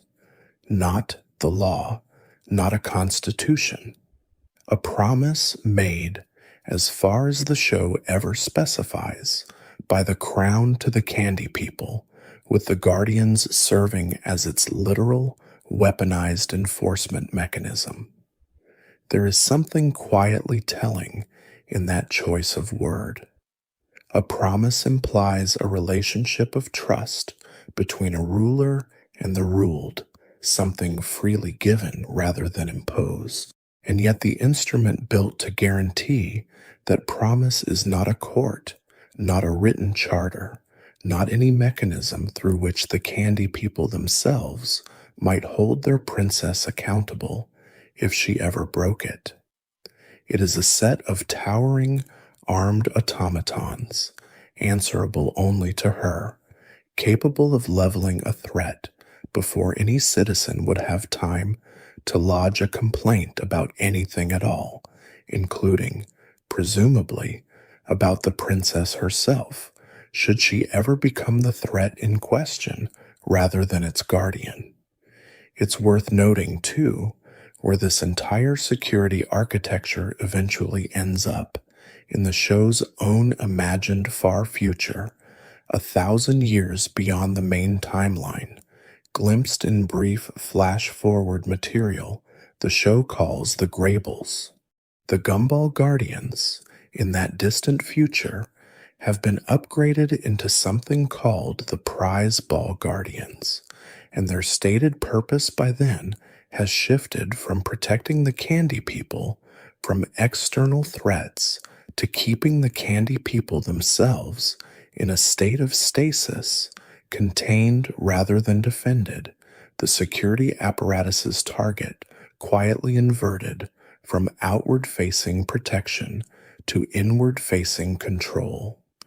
The show never dwells on this future long enough to explain exactly how or why that inversion happened, who made the decision, what crisis or slow drift in policy turned protection into containment. But I think the fact that it happened at all, that the show was willing to imagine this specific trajectory for the exact institution it introduced as pure, benevolent defense, tells you something the show believes about security infrastructure in general, something it never quite says outright anywhere else. Machines built to guard a population from outside danger do not necessarily stay pointed outward forever. Left running long enough, under whatever authority happens to be holding the keys 1,000 years down the line, they have an unsettling tendency to eventually turn their attention toward the very people they were built to protect, and by the time anyone notices the shift, the Guardians have usually already redefined, on someone's authority, or perhaps on nobody's authority at all, what protection was actually supposed to mean. I don't want to leave you with the impression that Bubblegum and Lemongrab and Flame King and Hunson Abadir represent some unusual concentration of political dysfunction in an otherwise well-governed world. 4 bad actors in a sea of reasonable, accountable princesses quietly running their kingdoms in the background while the show's main plots happen elsewhere. The show gives us enough glimpses of Ooh's smaller, less prominent territories to suggest something closer to the opposite, that arbitrary, unaccountable, occasionally violent rule is simply the operating default across nearly every kingdom in the land, and that the ones we've spent tonight examining in depth are simply the ones the show happened to give a spotlight to, rather than the exceptions to some broader norm of good governance. Consider Wildberry Princess, a character the show plays, for most of her appearances, as sweet, girlish, and mildly ridiculous,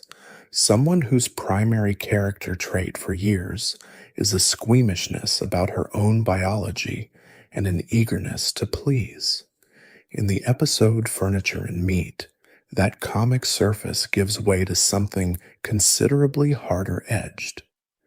A Wildberry guard threatens Finn and Jake with severe punishment over what the show plays as a genuinely trivial offense, and Wildberry Princess herself, rather than tempering that overreaction, escalates it, ultimately sentencing both of them to execution. This is not framed by the show as some isolated moment of madness overtaking an otherwise gentle ruler. It's framed in the flat, matter-of-fact tone the show uses for most of its darkest political material, as simply what happens when you run afoul of Wildberry Kingdom law, however minor the infraction. A kingdom that looks, from the outside, like a bush covered in berries and populated by soft-spoken, high-pitched citizens, turns out to have a legal system willing to impose capital punishment on visiting outsiders for offenses the show never even bothers to dignify as serious. And notably, nothing in the episode suggests any appeal process, any court beyond the princess's own immediate judgment, any check on her authority whatsoever beyond Finn and Jake's own ability to escape before the sentence can be carried out. Breakfast Kingdom offers something different, but equally revealing.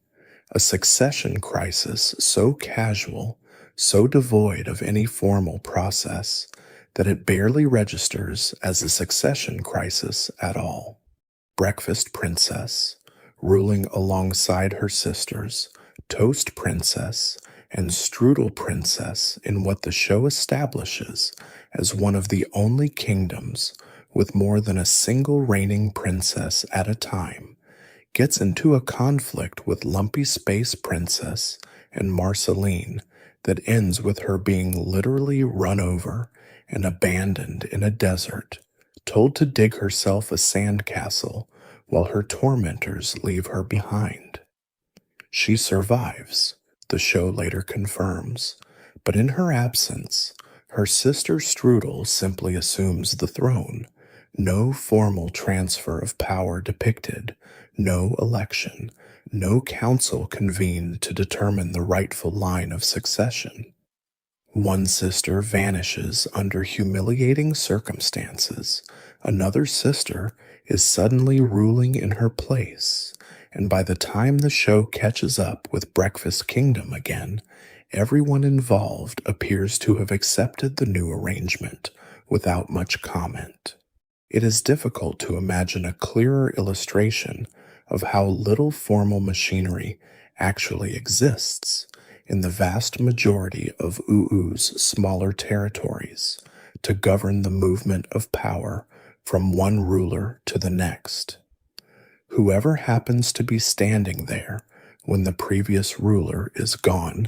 simply becomes the new ruler, and the process asks for no more justification than that. And yet, buried inside this landscape of casual autocracies, there is a genuinely fascinating institution the show gives us only glancingly in a single episode called Princess Day, and I think it deserves more attention than the show itself ever gave it, because it represents the closest thing UU has to an actual attempt at collective, cross-kingdom governance. The episode depicts what appears to be a semi-regular gathering of princesses from across the land,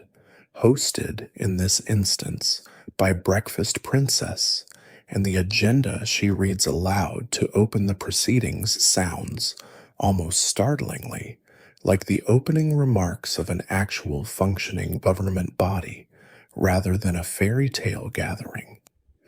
Brigands attacking western seaports, dozens of unregistered princesses roaming the land without any formal status or accountability, trade deficits reaching what she describes as an all-time high, a long-standing trade arrangement between Breakfast Kingdom and Slime Kingdom, 1 sack of sugar a month in exchange for 4 eggs, currently disrupted by a collapse in egg production on the Slime Kingdom's end. This is, genuinely, the raw material of interstate diplomacy, trade policy, border security, and administrative registration, delivered by a princess made of coffee cake and fried eggs, in a show ostensibly about a boy and his dog fighting monsters. What the show does with this glimpse of functioning cross-kingdom governance is, I think, quietly the most cynical joke buried anywhere in this entire investigation, precisely because it isn't played as a joke at all.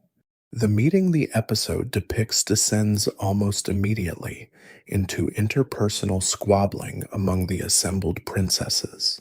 old grudges and social slights taking precedence over the actual agenda,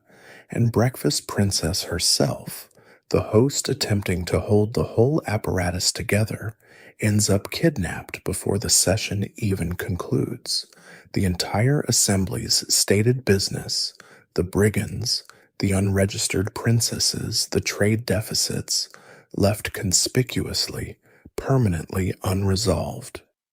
The show never returns to any of these issues in any subsequent episode. The seaports, as far as we ever learn, remain unprotected. The unregistered princesses, whoever and wherever they are, remain unregistered. The sugar for eggs arrangement between two kingdoms, whatever it was actually worth to either side, simply disappears from the narrative the moment the credits roll, exactly the way most of the substantive business of most gatherings like this, in most systems anywhere, tends to quietly disappear the moment the people in the room get distracted by something more immediately interesting than the agenda they convened to address. Ooh, it turns out, does have the rudimentary shape of an international governing body. It has agendas and grievances and formal trade relationships, and even, apparently, some concept of princess registration as a legal category worth policing. It simply lacks anything resembling the follow-through required to make any of that machinery actually function, and the show, rather than dramatizing that failure as a tragedy, simply lets it happen offhandedly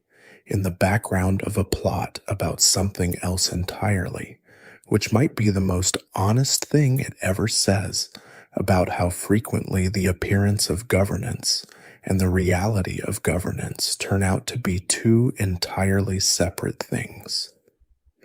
There is one episode that pulls almost everything we've discussed tonight into a single, concentrated half hour, and I've saved it for near the end because I think it functions as the show's own private confession, the moment where Adventure Time seems to admit, briefly, and without ever using words this direct, that its most trusted ruler has built something considerably closer to a surveillance state than a benevolent monarchy. The episode is called The Cooler. It aired in December of 2014, and it opens on an image the show has been quietly building toward for years without ever fully showing you the room where it happens. Princess Bubblegum, alone, standing in front of a wall of monitors, watching people across the land of Ooh who have no idea they are being watched. The scope of what she's monitoring, once the episode actually lets you see it, is not limited to obvious external threats. She has cameras on the Ice King. She has cameras on Finn and Jake. She has, most tellingly, planted what the episode depicts as a literal camera lens inside Cinnamon Bun's own face, using a character everyone in the Fire Kingdom trusts as a walking, blinking surveillance device to record the private cabinet meetings of a foreign head of state. When Flame Princess, whose court is the one actually being spied on here, eventually confronts her about it. Bubblegum's own explanation for all of it is disarming precisely because of how casually she says it.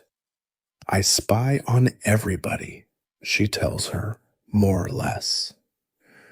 No big deal. It is delivered with the same tone she might use to explain a minor scheduling preference, and that tone, more than the content of the confession itself, is what makes the moment land as hard as it does. This is not a ruler caught in an embarrassing lapse of judgment and scrambling to justify herself. This is a ruler for whom constant, comprehensive surveillance of her neighbors, her allies, and her own subjects has become such an unremarkable part of daily governance that she can shrug it off in a single sentence. What she actually does with that surveillance in this particular episode goes well past passive monitoring. Convinced, based on intelligence gathered entirely through her own unauthorized spying, that Flame Princess's brother intends to use the Fire Kingdom's dormant superweapons, enormous dormant constructs, the show calls the Sleeping Fire Giants, to attack the Candy Kingdom. Bubblegum does not attempt diplomacy, and she does not warn Flame Princess directly that she's picked up on a threat. She hires the Ice King, a figure she has spent years treating as an unstable nuisance best kept at arm's length, to freeze the magma beneath the Fire Kingdom itself, a covert operation that functions, in practice, as a preemptive strike against a foreign power based entirely on suspicion rather than confirmed hostile action. The consequences are not contained to weapons and infrastructure. The operation, by the show's own account, endangers and in some readings costs the lives of ordinary citizens of the Fire Kingdom who had no part in whatever plotting may or may not have actually been underway in that court. It is Bubblegum, watching the fallout of her own sabotage unfold, who finally seems to register what she's done, and the episode ends with her returning to that same monitor room, standing in front of the wall of screens one more time, and, in a moment, the show plays with real, unhurried weight, physically ripping the wires out of the wall, dismantling her own surveillance network with her own hands, before locking the door behind her and hanging a sign on it that simply reads, "Do not enter." I want to be honest about how the show frames this ending, because I don't think it's quite as clean a redemption as it might look on first viewing. Bubblegum dismantles one specific room, one particular apparatus of watching, in the emotional aftermath of one specific crisis she caused. The show does not show her issuing any broader reckoning with the underlying instinct that built that room in the first place. The belief, which the record of her rule supports again and again across every kingdom we've walked through tonight, that her own judgment about what constitutes a threat is sufficient justification for whatever surveillance, sabotage, or containment she decides is necessary to neutralize it. And there is other evidence, scattered elsewhere across the show's run,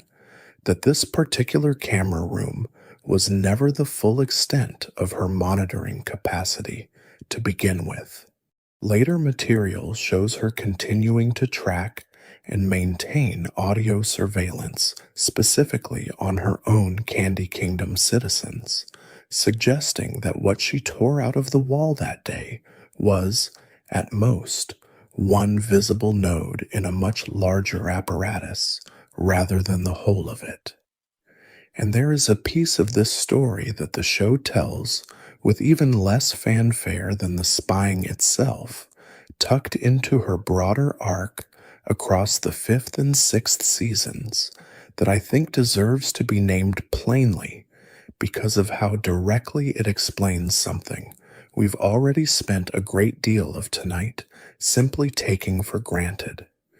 the endearing, bumbling incompetence of the banana guards, the comic ineffectiveness that makes them such reliable running gag material across the entire series. Following a near fatal encounter with the Lich earlier in the show's run, an experience that appears to have genuinely frightened her into believing her kingdom needed tighter, more comprehensive control to survive whatever might come next. Bubblegum expanded her monitoring well beyond a single camera room, installing cameras throughout the kingdom and, according to the broader record of what the show establishes across this period, implanting tracking devices in her own citizens. A level of biological and infrastructural control that goes considerably further than simple observation. And by the time her rule finally reaches its breaking point in that election against the King of Oo, the show gives her a moment of genuine, if brief, self-reckoning. She recognizes, looking back at the population she's been governing all this time, that she made her own candy people too unintelligent, an admission that recontextualizes years of comic bumbling in a single sentence. The banana guards are not simply gullible by nature, endearing fools who happen to make for good running jokes. They are, on the show's own accounting, citizens whose capacity for critical thought was deliberately, scientifically limited by the ruler who created them, whether through her original biological formula or through subsequent modification, because a population that cannot easily question its own governance is, by definition, a population that is considerably easier to govern. Sit with that for a moment, because I think it's the single darkest thing this entire investigation has turned up, precisely because of how invisible it's been for years underneath the show's comic tone. Every joke about a banana guard falling for an obvious trick, every scene of the kingdom's police force getting distracted or outwitted by the simplest deception, every moment the show uses that incompetence purely for laughs, sits on top of an implication the show itself eventually confirms: that the docility making those jokes possible was not incidental to Bubblegum's rule. It was, at least in part, a feature of it, engineered, whether through initial design or later modification, by the same ruler who spies on foreign courts through a friend's own face, who tracks her own citizens' movements and conversations, who once built and then destroyed an entire police force for being too effective, and who has never, across the length of the entire series, had to answer to anyone for any of it beyond a single election she lost, and then, through circumstances entirely outside her own accountability, eventually won back. I said earlier that Marceline might be the character in this entire investigation with the healthiest relationship to power because of how consistently she refuses the Nightosphere throne her father keeps trying to hand her. I want to complicate that a little now, gently, because the title she does carry, the one she's called by constantly across the entire series, Marceline the Vampire Queen, did not come to her through refusal or restraint at all. It came to her the same way almost every other crown in this investigation has changed hands. through violence and through the elimination of whoever held it before her. The show fills this in properly during the 8th episode miniseries Stakes, which aired across the 7th season, and the account it gives is fairly stark once you set it down plainly. There was, once, an actual vampire king, a ruler of an entire vampiric court, complete with its own aristocracy, its own traditions, its own hierarchy of subordinate vampires beneath him. He is the one who turned Marceline into a vampire in the first place, biting her in a conflict the show frames, from her side, as something closer to survival than seduction. And her response to becoming what he made her was not to join his court or accept whatever place within his hierarchy her new nature might have entitled her to. It was to destroy him and, in the process, to destroy nearly the entirety of the vampire population he ruled over, leaving her, by the time the main events of the show take place, as what the record calls the last surviving vampire, sole inheritor of a title that used to describe an entire civilization and now describes, functionally, a population of one. This is worth sitting with for a moment because of how easily the show's ongoing affection for Marceline, and by extension, the audience's own accumulated affection for her, can make you forget what that title actually represents.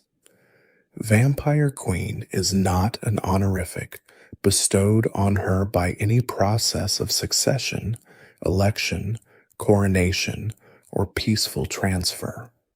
It is the title of a conqueror claimed through the wholesale elimination of the political order that existed before her, and the show, to its credit, does not entirely let this fact rest once it's introduced. The Stakes miniseries brings the story back specifically to interrogate what Marceline actually did,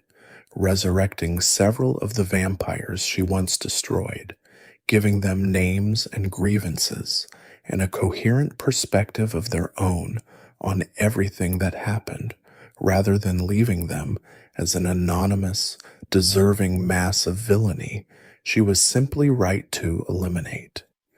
There's a character called the Empress among the revived, who speaks with real, specific longing for the old court, the fancier blood, gilded and ceremonial, the minions, the entire ordered hierarchy.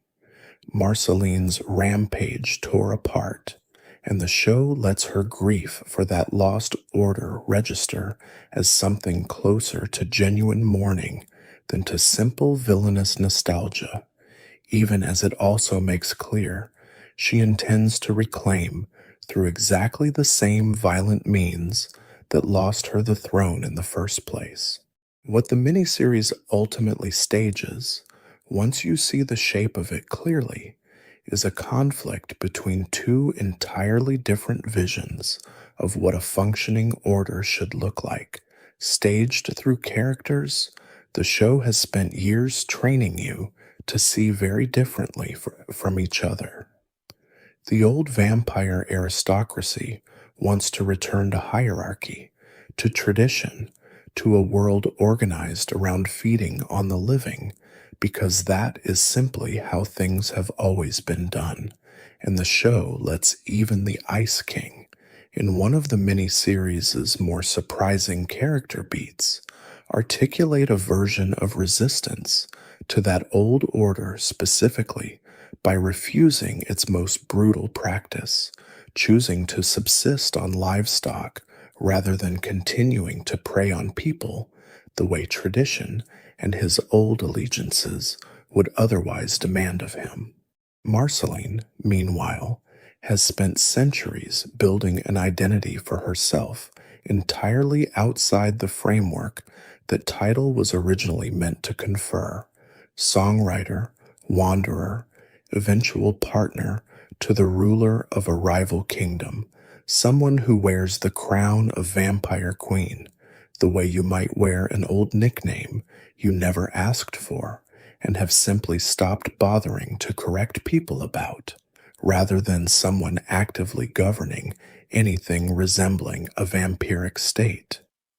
By the end of the miniseries, once the Vampire King's essence is finally fully removed from the world, rather than merely defeated the way it was centuries earlier,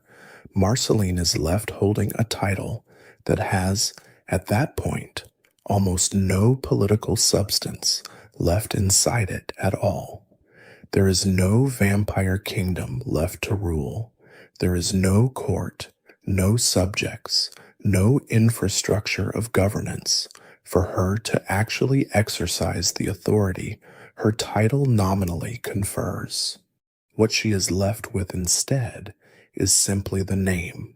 worn the way you might wear the last surviving artifact of a war you fought as a much younger person and have long since stopped thinking of as an ongoing conflict, evidence that the crown, once you strip away the ceremony and the affection the show has built around the character wearing it, was won the same way every other crown in the land of Oo has ever been won. Not offered, not inherited peacefully, not voted into being by any population asked for its consent,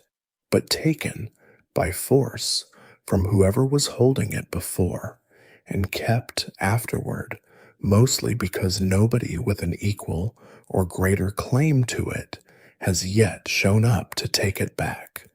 There's a smaller figure I want to bring back into view before we finish, because once you start noticing him, he turns out to have been standing at the edge of nearly every single one of these political stories we've walked through tonight. Never once holding power himself, and never once, as far as the show ever depicts, questioning why he keeps being handed from one throne to another like a piece of furniture nobody bothered to ask whether it wanted to be moved. Cinnamon Bun begins the show as a minor Candy Kingdom citizen, dim-witted and accident-prone, in the exact register the show uses for most of its background candy people, the kind of character who exists to be laughed at gently rather than followed closely. And then, gradually, without much fanfare, he starts turning up at the center of exactly the kind of political material we've spent tonight examining. It is Cinnamon Bun who helps Flame Princess overthrow her own father, who stands beside her afterward and pledges himself, formally, as her knight and champion, a role he appears to take with genuine seriousness even as the show continues for a long stretch to play him for laughs in almost every other context.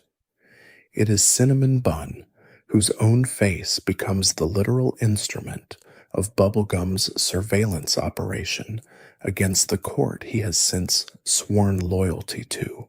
a camera implanted in him, as far as the show ever clarifies, without his informed understanding of what it would be used for,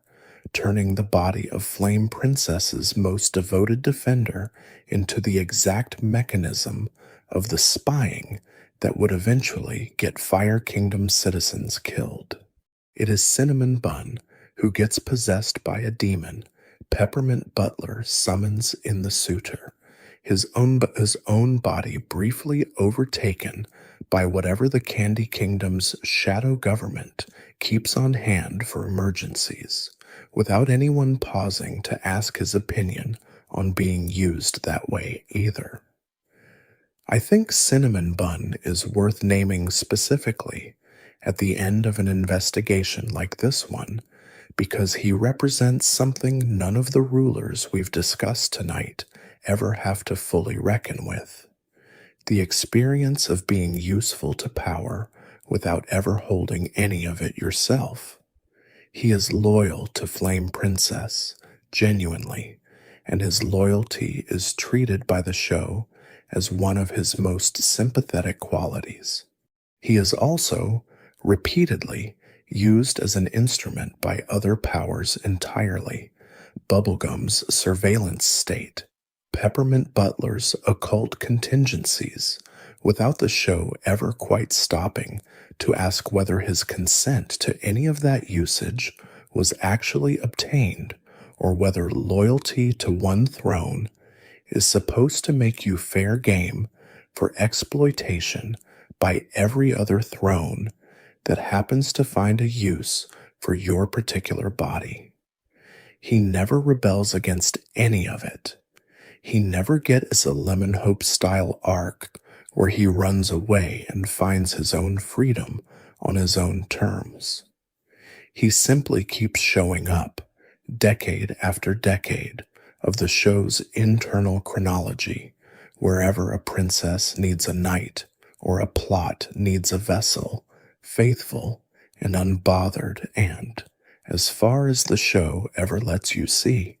entirely without resentment about how many different rulers have found a use for him along the way. Whether that's a genuinely admirable kind of loyalty or a quietly sad portrait of someone who has simply never been given the tools to imagine anything else for himself, the show never quite decides, and I think leaving that question open rather than resolving it neatly the way it eventually resolves so much else is one of the more honest things Adventure Time does with a character most viewers only ever remember as comic relief. Not every person caught inside a system built on unconsented power gets a Lemon Hope ending. Some of them, like Cinnamon Bun, simply keep serving, generation after generation, of whichever crown happens to be nearest, because nobody ever built them a door out, and it never once occurred to anyone standing above them to ask whether they wanted one.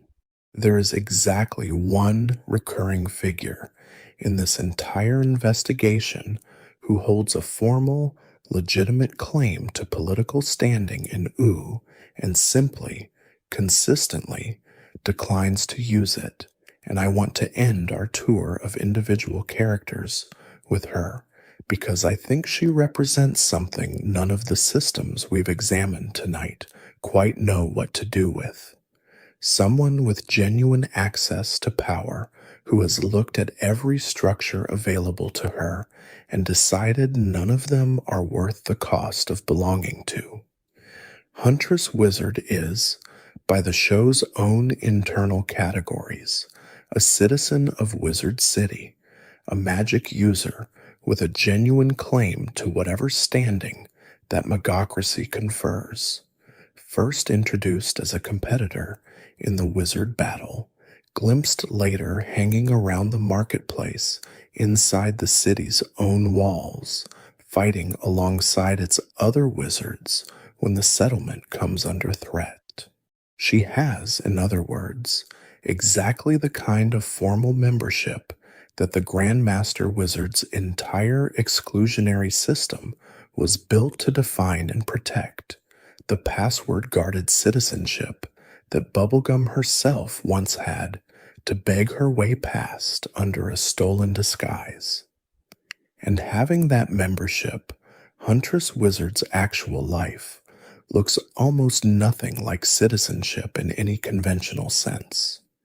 She lives alone in a house grown from a living tree at the edge of a cliff deep in the forest, entirely outside the walls of any kingdom,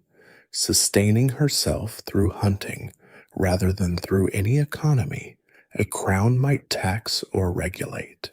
When the show eventually gives her a fuller origin in the later Fiona and Cake material, it reveals she was also, at one point, part of a group called the Green Wizards, former bandits who were granted forest magic by a being called the Heart of the Forest, And even there, inside a group organized specifically around people who'd already rejected the kingdoms in favor of something more communal, she refuses full membership, choosing, in her own words, to work alone rather than answer to any collective, even one built by people who share her exact history of walking away from everything else. I don't think the show frames this as some grand political statement on her part, a manifesto against monarchy or megocracy or collective organization. Generally, it reads, in nearly every scene she appears in, as simply her temperament, a genuine preference for solitude and self-sufficiency over the entanglements that come with belonging anywhere formally.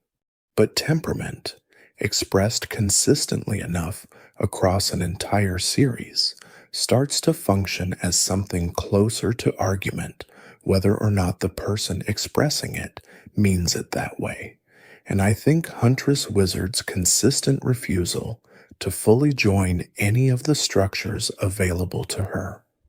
Wizard City's citizenship, the Green Wizards Collective, even, for a long stretch, a settled romantic partnership with Finn himself,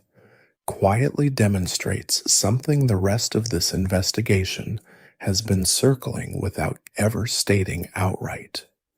Nearly everyone else we've discussed tonight assumed that belonging to some structure, a kingdom, a court, a magical order, was simply the price of existing safely in the land of Oo, worth whatever loss of autonomy it required. Huntress Wizard, alone among nearly every character in this entire investigation,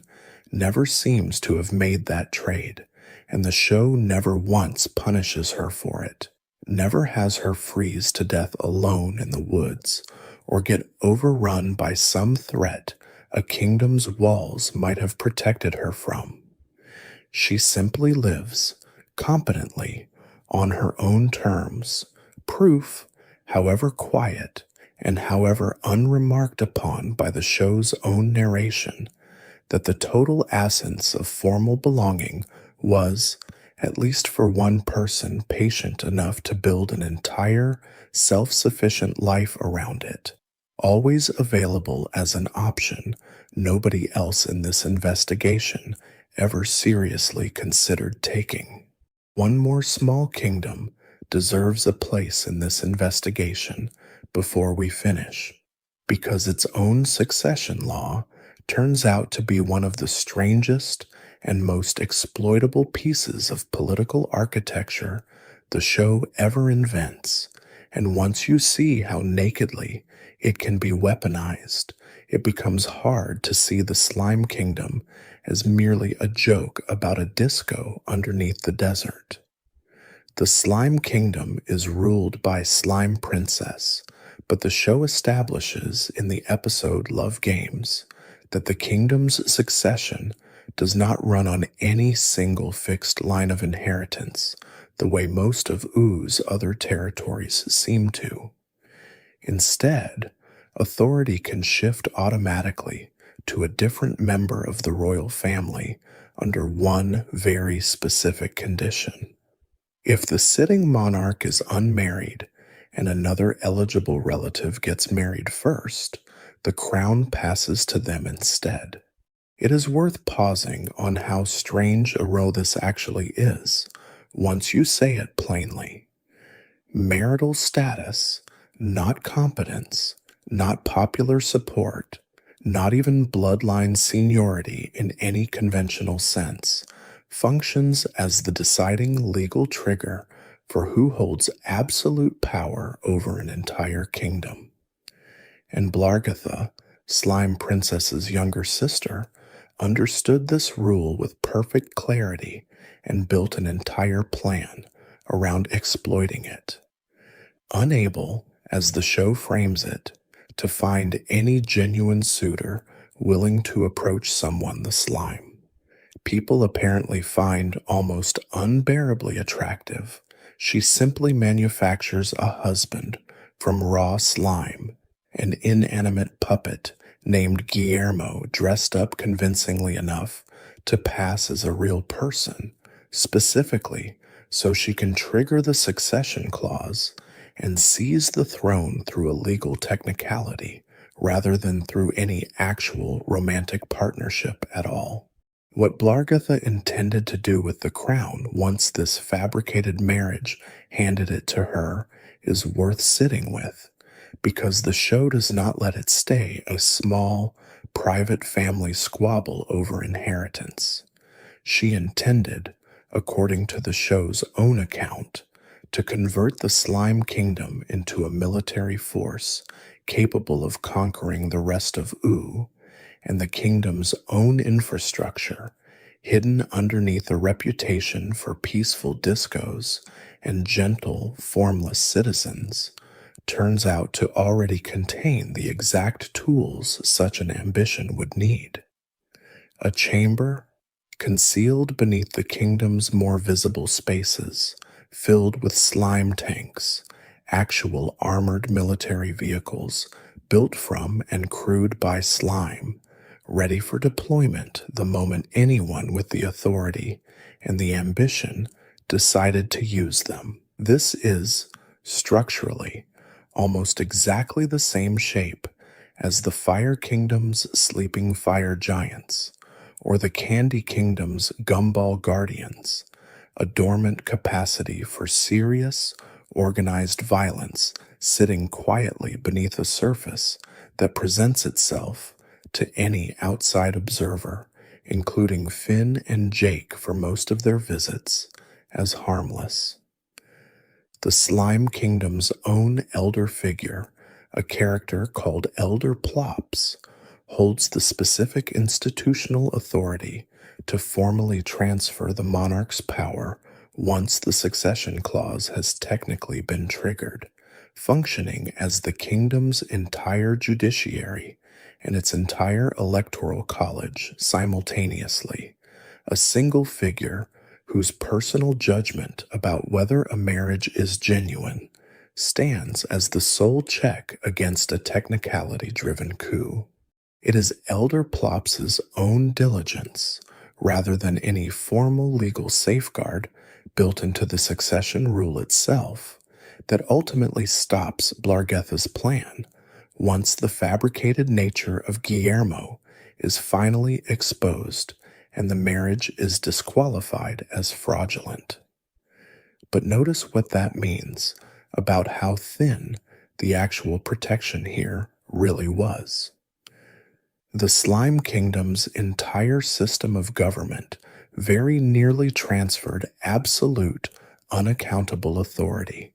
along with a hidden arsenal capable of threatening every other kingdom in Oo, to someone whose only qualification was having successfully faked a wedding, and the only thing standing between that outcome and reality was one elderly official happening to notice, in time, that the groom was made of olives and slime rather than an actual person. There is no appeals process mentioned anywhere in this story, no legislature that might have reviewed the succession claim independently, no mechanism at all beyond a single, aging arbiter's personal attentiveness. It is, in miniature, the exact same structural absence we've traced across every other kingdom in this investigation, dressed up this time as a farce about disco parties and spooning contests rather than as tragedy, but built from precisely the same missing foundation.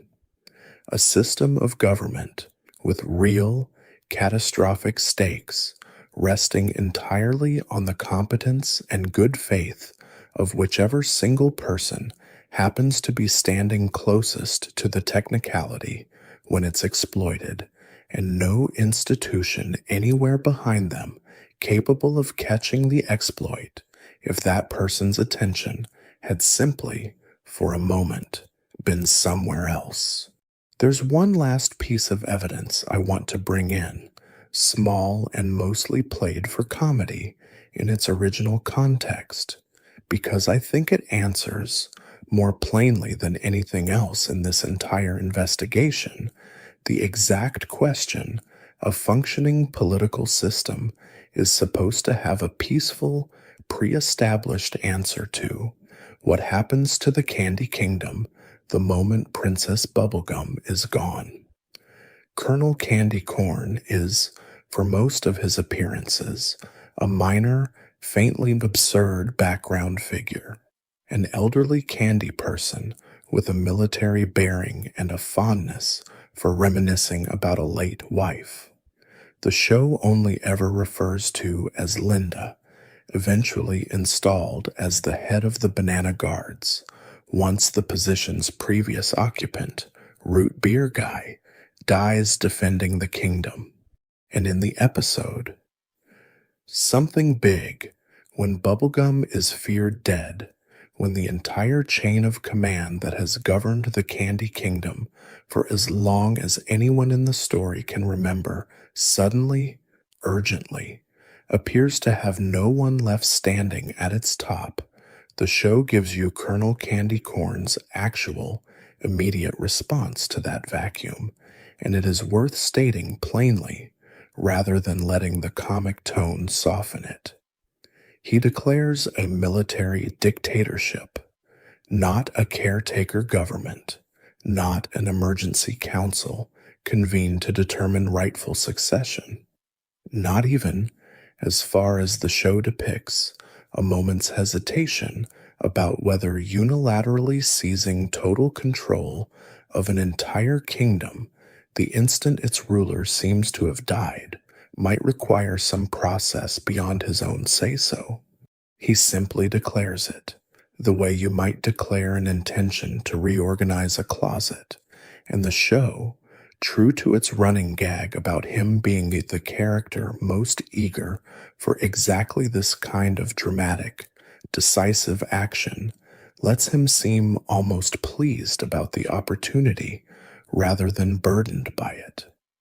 It's played in the moment. For the specific brand of absurdist comedy the show reserves for minor characters getting delusions of grandeur slightly above their station. But I think it's worth taking seriously as data anyway, because of what it reveals about the actual, functional architecture of the Candy Kingdom's government once you strip away the ceremony and the crown and the centuries of accumulated trust in Bubblegum specifically. There is apparently no constitution. There is no line of succession written down anywhere the show has ever shown us, no vice-regent, no council of advisors with standing authority to govern collectively in an interregnum, no mechanism at all beyond whichever officer happens to be holding the most guns at the moment the throne appears empty. The kingdom's entire continuity of government, in the one moment the show actually tests it, depends entirely on Bubblegum turning out, as she always does, to not actually be dead, because if she had been, the default outcome the show itself supplies, played for laughs but never actually contradicted by anything else in the series, is a retired colonel with a grudge and a saber simply declaring himself in charge. I keep coming back to this scene, small as it is, because I think it's the cleanest single illustration of everything we've spent tonight walking through, distilled into one absurd, throwaway joke. Every kingdom in Oo runs, underneath its crown and its ceremony and its centuries of accumulated legitimacy, on exactly this same fragile foundation. The assumption, tested only rarely and never seriously reinforced by anything the show ever shows us, being built to prevent its failure, that whoever currently holds power will simply keep holding it, competently and benevolently, indefinitely, and that if they ever stop, for any reason, death, defeat, disappearance, the gap will somehow resolve itself favorably rather than defaulting to whoever happens to be standing closest with the most immediate capacity for force. Bubblegum keeps not dying. The King of Ooh keeps eventually losing his nerve rather than consolidating his gains.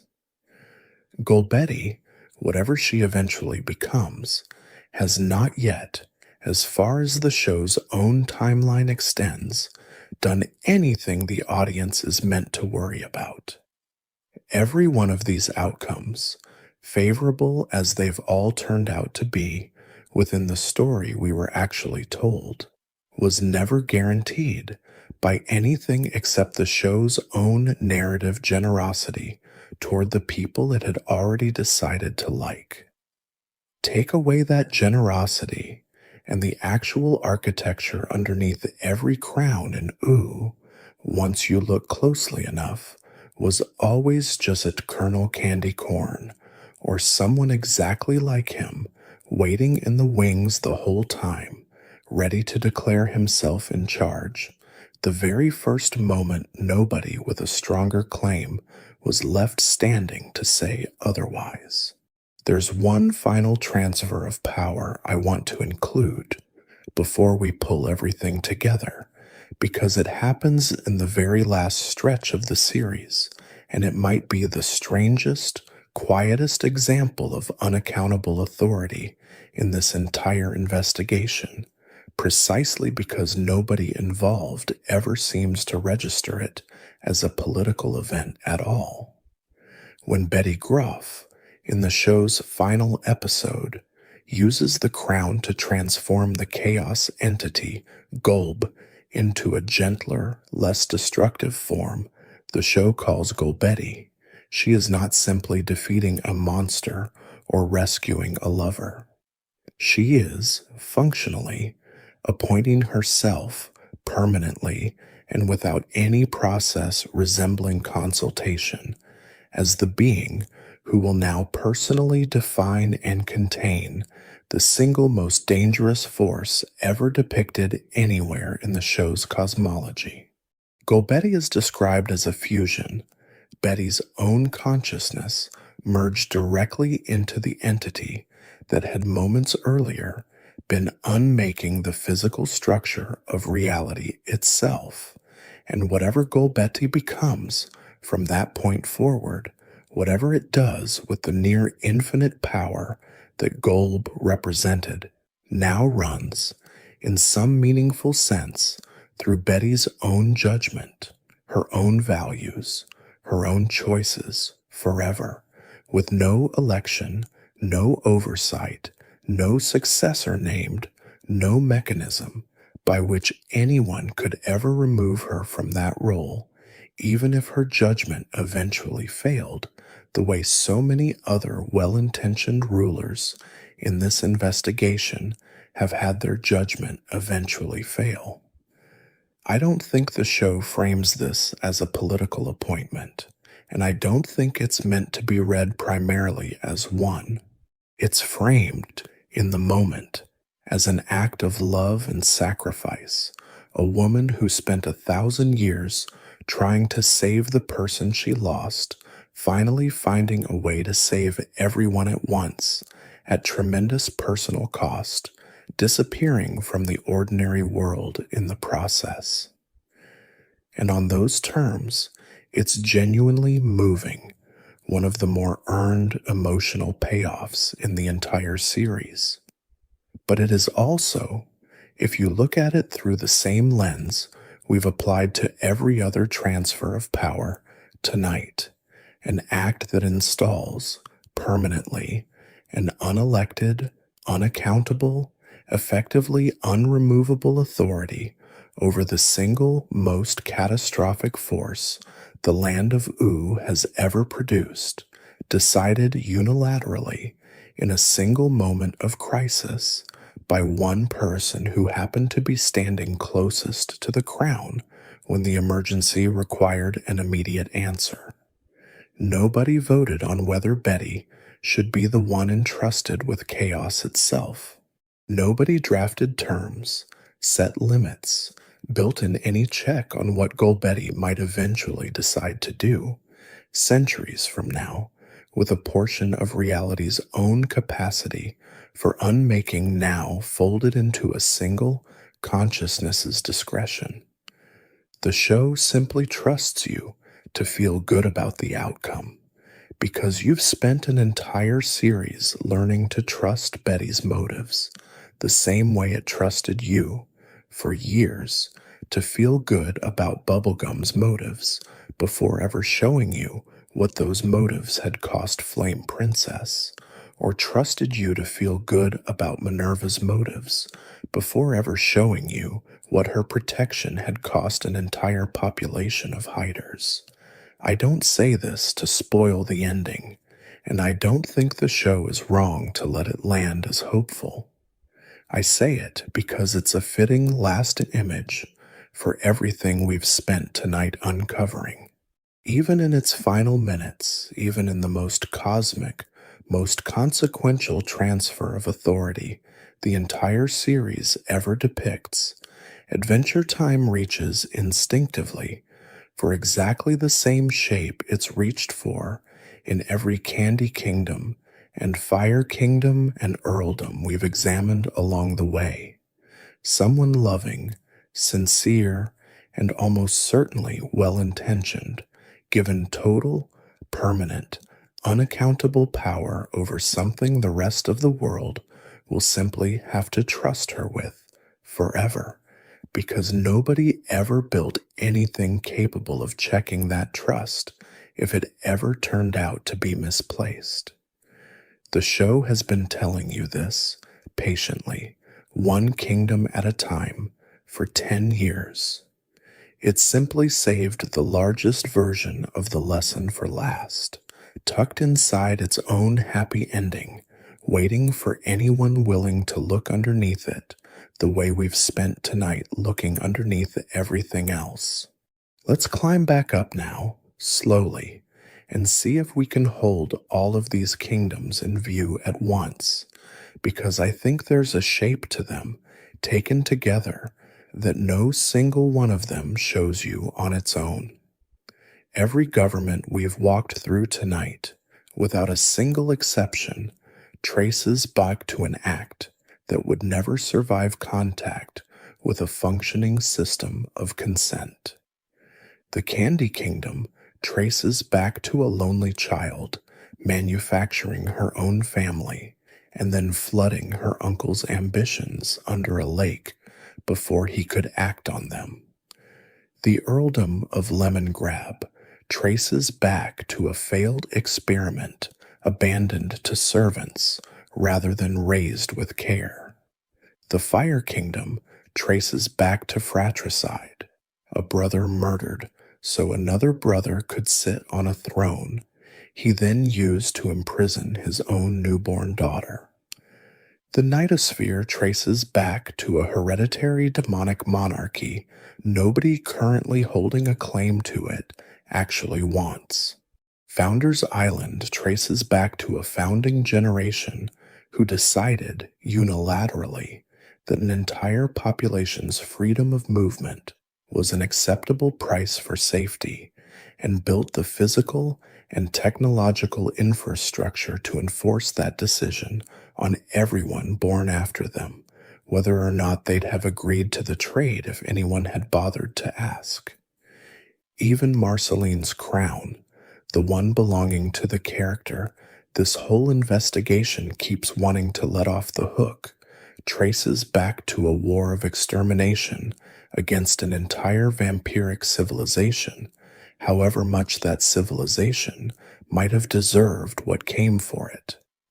I don't think this is an accident of storytelling. 4 or 5 writers independently reaching for the same dramatic shortcut because betrayal makes for easy conflict. I think it's closer to the show's actual, if never explicitly stated, theory of how power works in a world that has just survived the end of everything.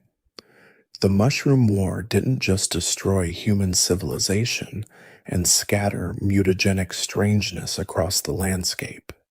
It also destroyed, along with everything else, whatever slow accumulated machinery of legitimate governance humanity had managed to build across its previous history, whatever fragile combination of courts and constitutions and elections and traditions of succession that had, however imperfectly,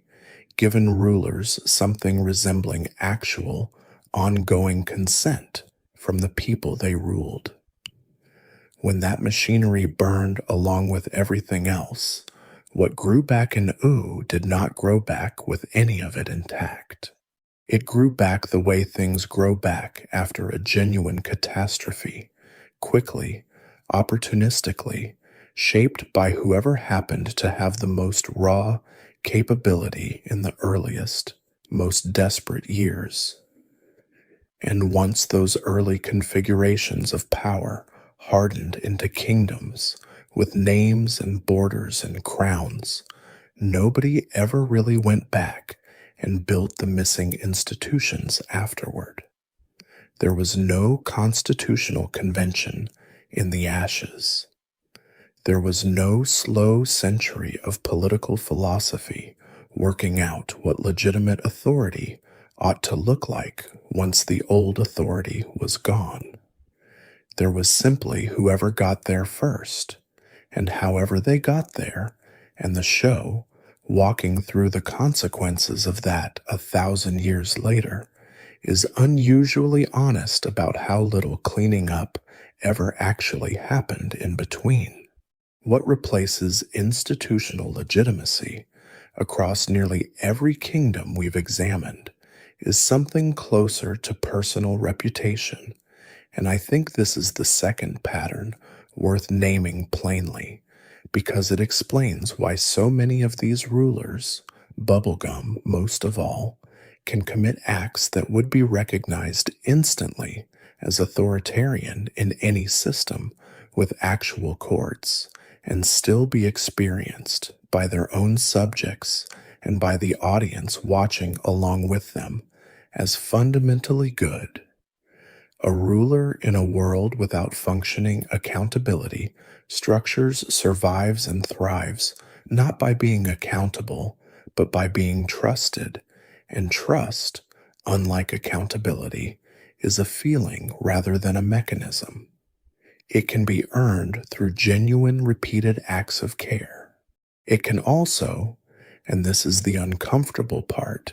be earned simply by being competent and confident enough, often enough, that the people around you stop asking whether your competence and confidence actually entitle you to the specific decisions you're making on their behalf.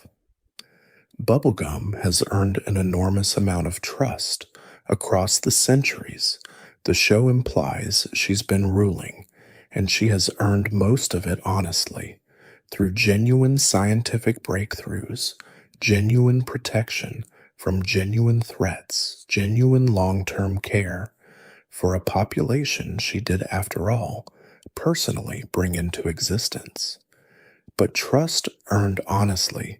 does not automatically stay proportionate to the power it ends up justifying. It tends, instead, to expand quietly, decision by decision, until a ruler who was once simply better informed than everyone else in the room has become someone who no longer thinks to ask the room anything at all.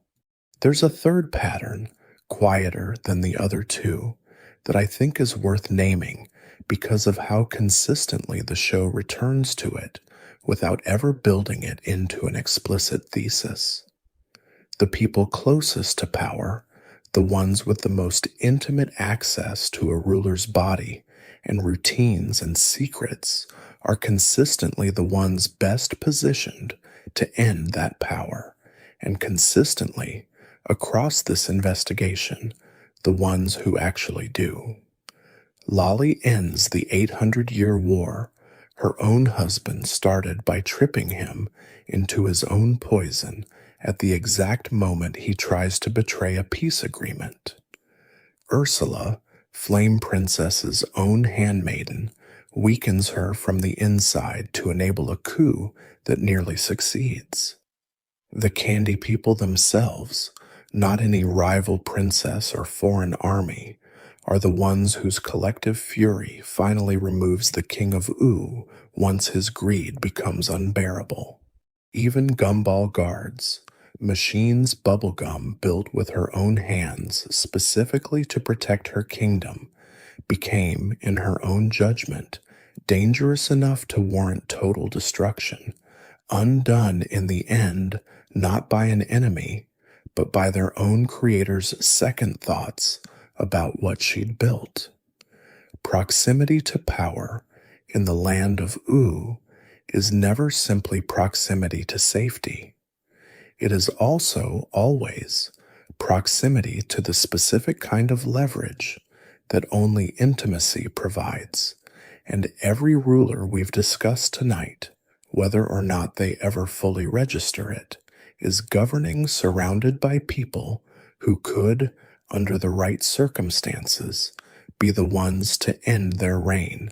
and there is no institution anywhere in Ooh designed to manage that risk beyond the ruler's own, inherently fallible, judgment about who to trust. And running underneath all three of those patterns, holding them together, is the fact I keep circling back to and think is genuinely the emotional center of this entire investigation.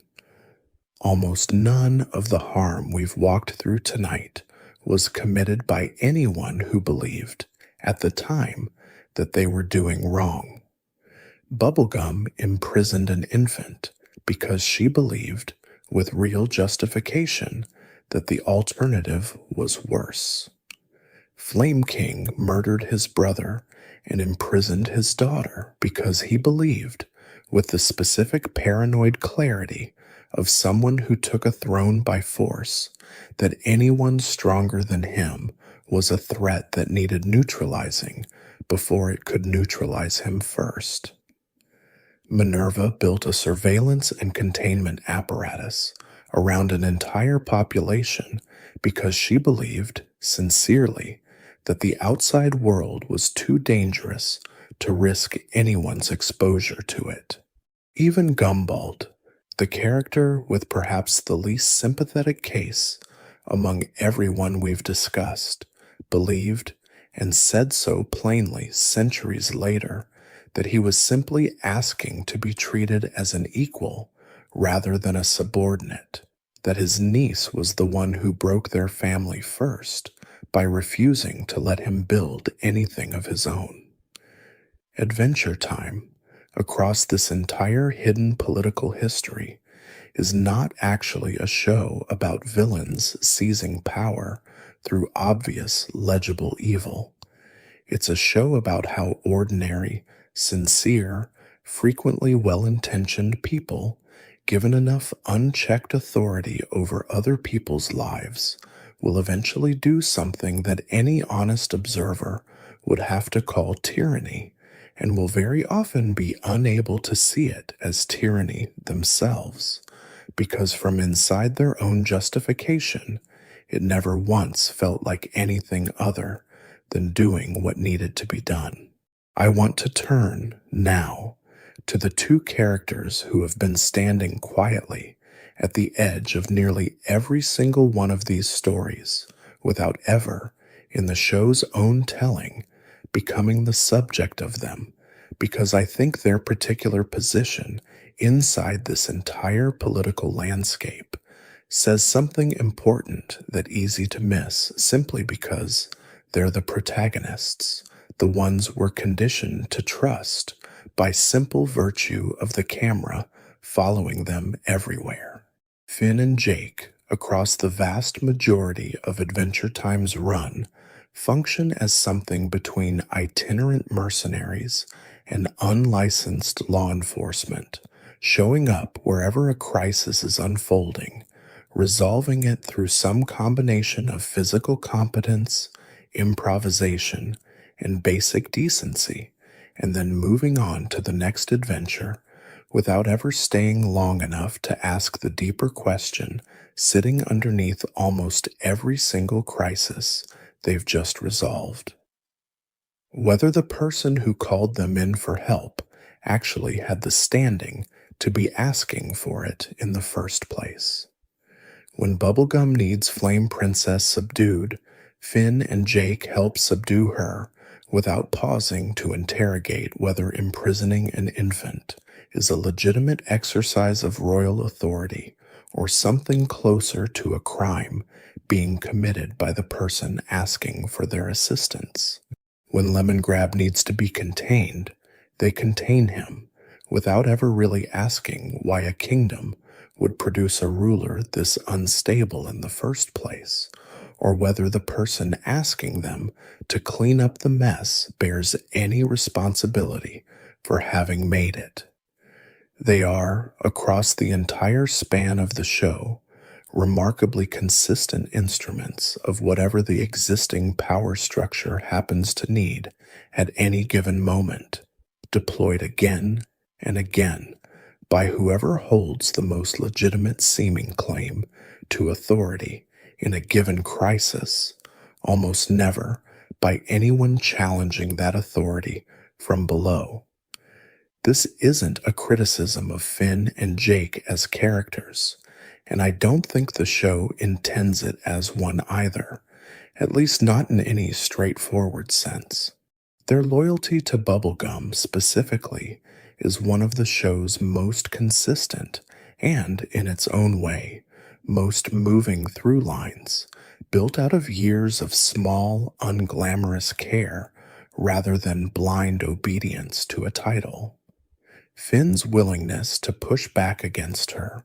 the moment we saw earlier when he's the one who talks her out of declaring outright war on Gumbaldia, suggests he is not simply a tool who executes orders without any capacity for independent judgment.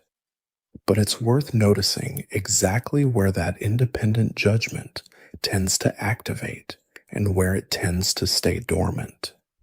Finn objects to war, an enormous, visible, catastrophic use of force, with body counts the show would have had to actually depict on screen.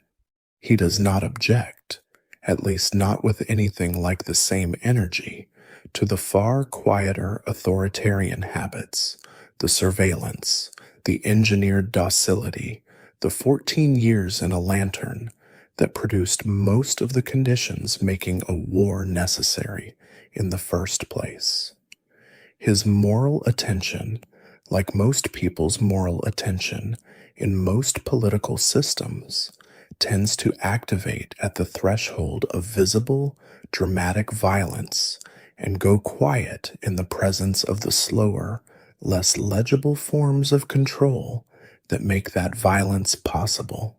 There is a phrase I want to use carefully here, labeled plainly as my own interpretive framing rather than anything the show states outright, because I think it captures something real about the structural position Finn and Jake occupy across this entire investigation. They function, again and again, as the enforcement arm of whatever legitimacy already exists, rather than as an independent check on it.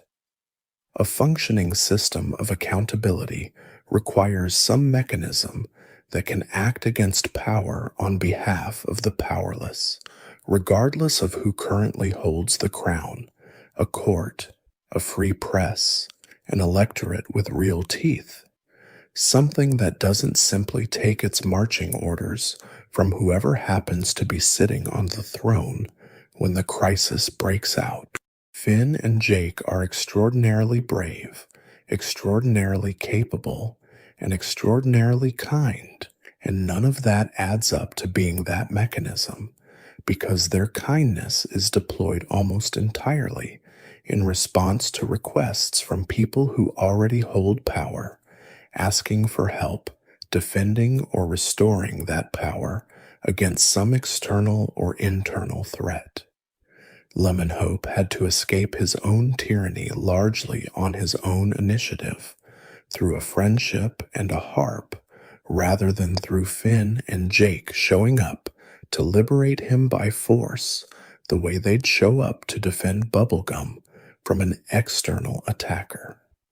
Susan Strong's people had to be persuaded out of their confinement over the course of an entire miniseries, rather than freed by two heroes simply deciding on their own authority that the confinement was wrong and marching in to end it early. The victims of unaccountable power in Oo tend to have to save themselves slowly through relationships and persuasion and their own accumulated courage,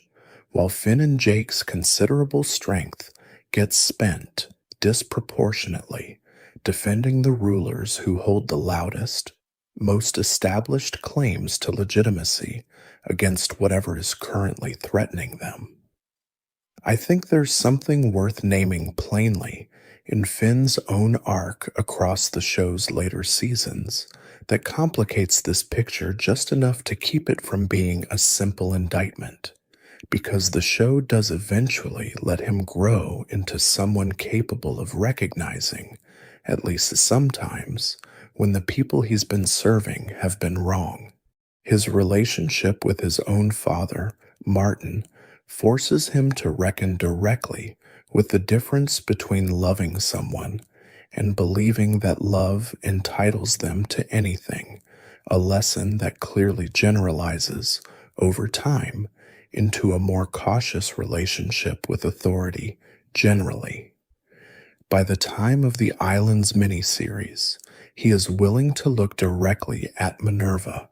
his own biological mother, a woman offering him exactly the kind of protective, controlling love that so many other rulers in this investigation have offered their own subjects, and name, gently but unmistakably, that her caution has cost her people something real, that safety bought through confinement is not quite the same as safety at all. He does this without cruelty, without rejecting her, without pretending the danger she was responding to wasn't genuine. He simply refuses to let genuine danger be sufficient justification on its own for what her response actually cost the people living inside it. It's the same argument Flame Princess makes to Bubblegum, the same argument Lemonhope makes when he refuses to be tutored into someone else's plan for his own liberation, and by the time Finn is old enough to make it himself, fully, deliberately, to the person who gave birth to him, the show has quietly built, across its entire run, one recurring, consistent countervoice to every single instance of well-intentioned, authoritarian control it's ever depicted. The people on the receiving end of that control, eventually, if they live long enough and get lucky enough, learn to say plainly that being protected and being free were never actually the same thing, and that anyone who tells you otherwise, however much they love you, is asking you to accept a trade you never actually agreed to. There's a small detail buried in the middle of the Gumbaldia story I told you earlier that I want to go back and pull out more deliberately, because I think it says something about the entire political landscape of Oo that none of the individual kingdom stories, taken on their own, quite manage to say as clearly. Remember the moment Bubblegum and Gumbald, centuries of grievance, finally coming to a head, on the verge of a war that could have leveled two candy civilizations against each other, and then, in the middle of the tense, uneasy peace, negotiations that ultimately prevent that war, something else arrives entirely uninvited. Golby, the cosmic embodiment of chaos itself, the entity the Lich spent his entire existence claiming to serve, appears in U, and the two rival candy nations that had spent 800 years unable to find a path to reconciliation on their own suddenly find themselves fighting side by side. Lolly, of all people, the woman Gumbald once poisoned into forgetting her own identity, leading Gumbaldia's forces into battle, specifically instructing her troops to set aside every remaining grudge against the Candy Kingdom for the duration of the crisis. I think it's worth sitting with how narrow that window of cooperation actually was, and how specific the conditions were that produced it. It did not take diplomacy to get these two civilizations fighting on the same side. It took something on the scale of GOLB, a threat so total, so indifferent to the political categories both sides had spent centuries organizing their entire identities around, that the distinction between Candy Kingdom and Gumbaldia simply stopped registering as meaningful to either side for as long as the emergency lasted. This is, I think, one of the more quietly pessimistic observations Adventure Time ever makes about its own political landscape, delivered with such a light touch that it's easy to miss entirely underneath the spectacle of the actual battle. The various kingdoms of U are capable of genuine, unified cooperation. They have simply never once demonstrated that capability for any reason smaller than an apocalypse. Every lesser grievance, every betrayal, every imprisoned princess and destroyed police force, and centuries-old family wound we've spent tonight walking through apparently requires nothing less than a cosmic entity threatening to unmake reality itself before the various parties involved are willing to set it aside, however temporarily, in service of something larger than their own accumulated resentments. And I want us to be honest about the word temporarily there, because the show gives you no reason to believe any of these reconciliations are meant to be permanent. Once Gulb is defeated, once the emergency passes, the show does not show us Gumbaldia and the Candy Kingdom formally merging their grievances into some lasting peace treaty, some new confederated structure built out of the goodwill generated by having fought side by side against a shared existential threat. It simply moves on, the crisis resolved, the emotional payoff of the immediate battle allowed to stand in for a resolution the political relationship between these two nations never actually receives.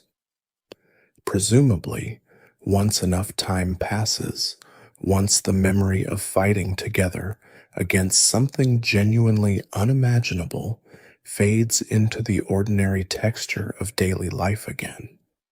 the old wound has every reason to still be there, waiting, the way Gumbald's original grievance waited for 800 years inside a punch bowl that had forgotten it was ever anything else. Adventure Time, in this single, unresolved thread, seems to understand something true and uncomfortable about how most political reconciliation actually works in the real world too. Shared crisis produces cooperation with remarkable, almost startling ease, and shared crisis is also, almost without exception, the only thing that reliably does. The moment the crisis lifts, whatever cooperation it produced tends to lift right along with it, and the underlying grievance, never actually resolved, simply resumes waiting for whatever comes next. There's a small linguistic detail scattered across this entire investigation that I don't think the show ever discusses directly, but that I want to name plainly, labeled clearly as my own observation, rather than anything confirmed by the writers. Because once you start noticing it, it becomes hard to stop seeing it everywhere.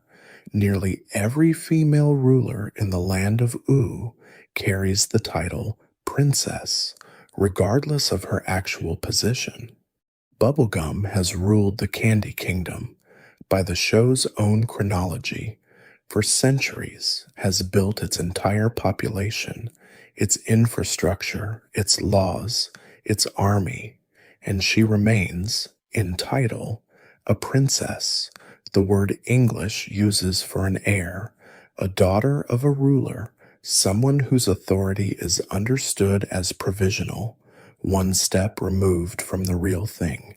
awaiting some further, fuller legitimation that, in her case, never actually arrives. Flame Princess deposes her own father, takes the Fire Kingdom's throne by force, and keeps the same title she held as his prisoner.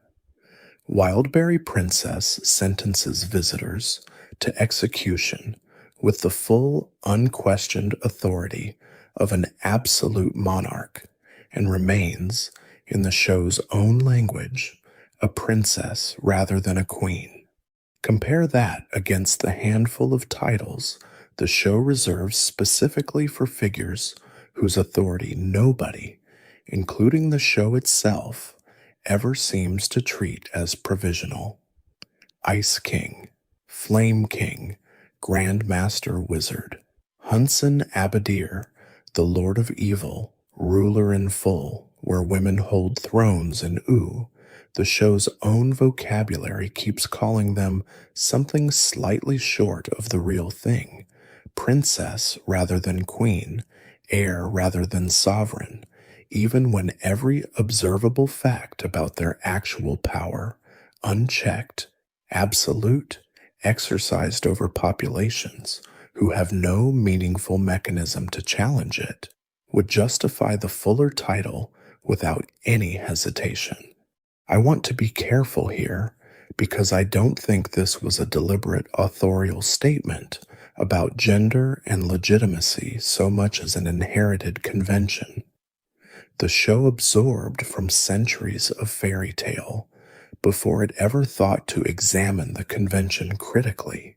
the same unexamined default that let the show spend its early seasons treating monarchy itself as simply the water everyone in U happened to be swimming in. But conventions carry meaning whether or not anyone intended them to,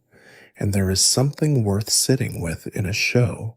that spent 10 seasons quietly documenting some of the most absolute, unaccountable power imaginable, wielded almost entirely by women, and never once, in its own vocabulary,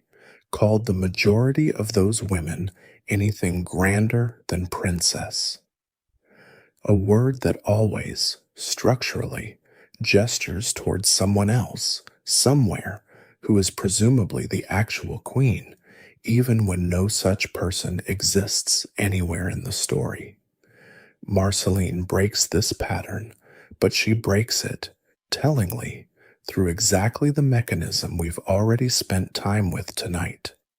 Violence and conquest rather than inheritance or election.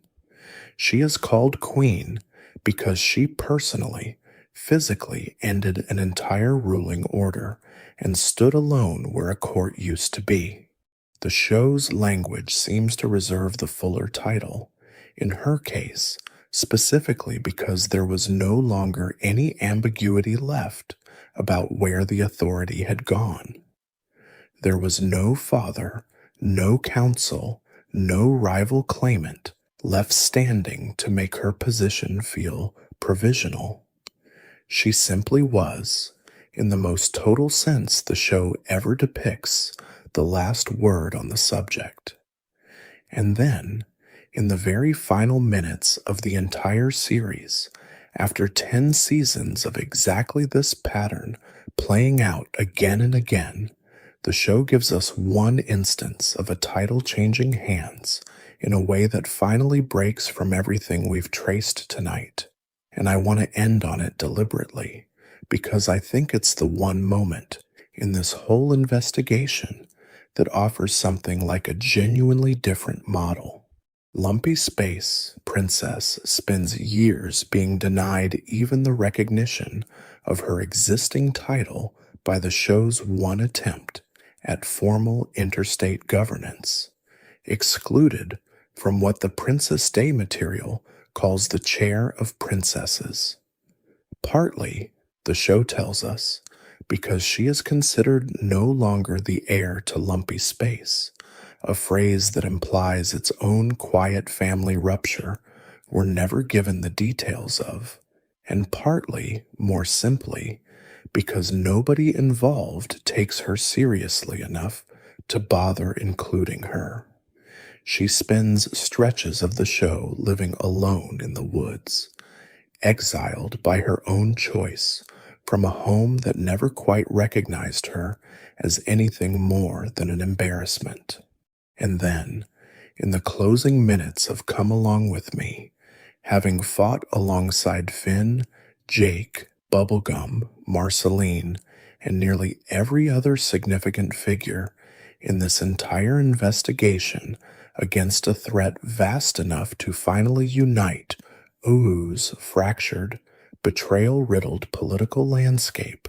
into a single functioning alliance, she returns home and she is crowned, not through betrayal, not through conquest, not through an election she then loses and has to be restored to by an angry crowd. Her own parents, the show tells us plainly, bow to her, an image of formal, willing, uncoerced recognition that this entire investigation has not once, across every kingdom we've examined tonight, actually shown you anywhere else. It is the first time in the whole series that legitimacy simply arrives, freely given, earned slowly across years of being underestimated, offered at last by the people with the actual standing to offer it, without anyone needing to be poisoned, imprisoned, deposed, or spied on first. I don't think it's an accident that the show saved that image for the very end, after everything else we've spent tonight walking through. It's almost as if, having spent 10 years documenting every dishonest, unaccountable way a crown can change hands in the land of Ooh, Adventure Time wanted to leave you, in its last few minutes, with a single, quiet demonstration of what it would actually look like if one, just once, changed hands honestly instead. There's one more structural absence I want to name directly before we start moving toward the end of this.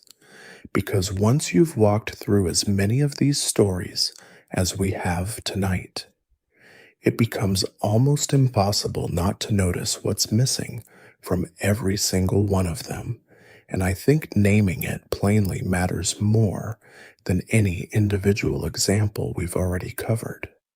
Nowhere in the land of Ooh, across 10 seasons and every kingdom we've discussed, does anyone with genuine systemic power ever stand trial. Think back across everything we've walked through tonight and ask yourself, plainly, how many of these figures actually faced anything resembling due process for what they did?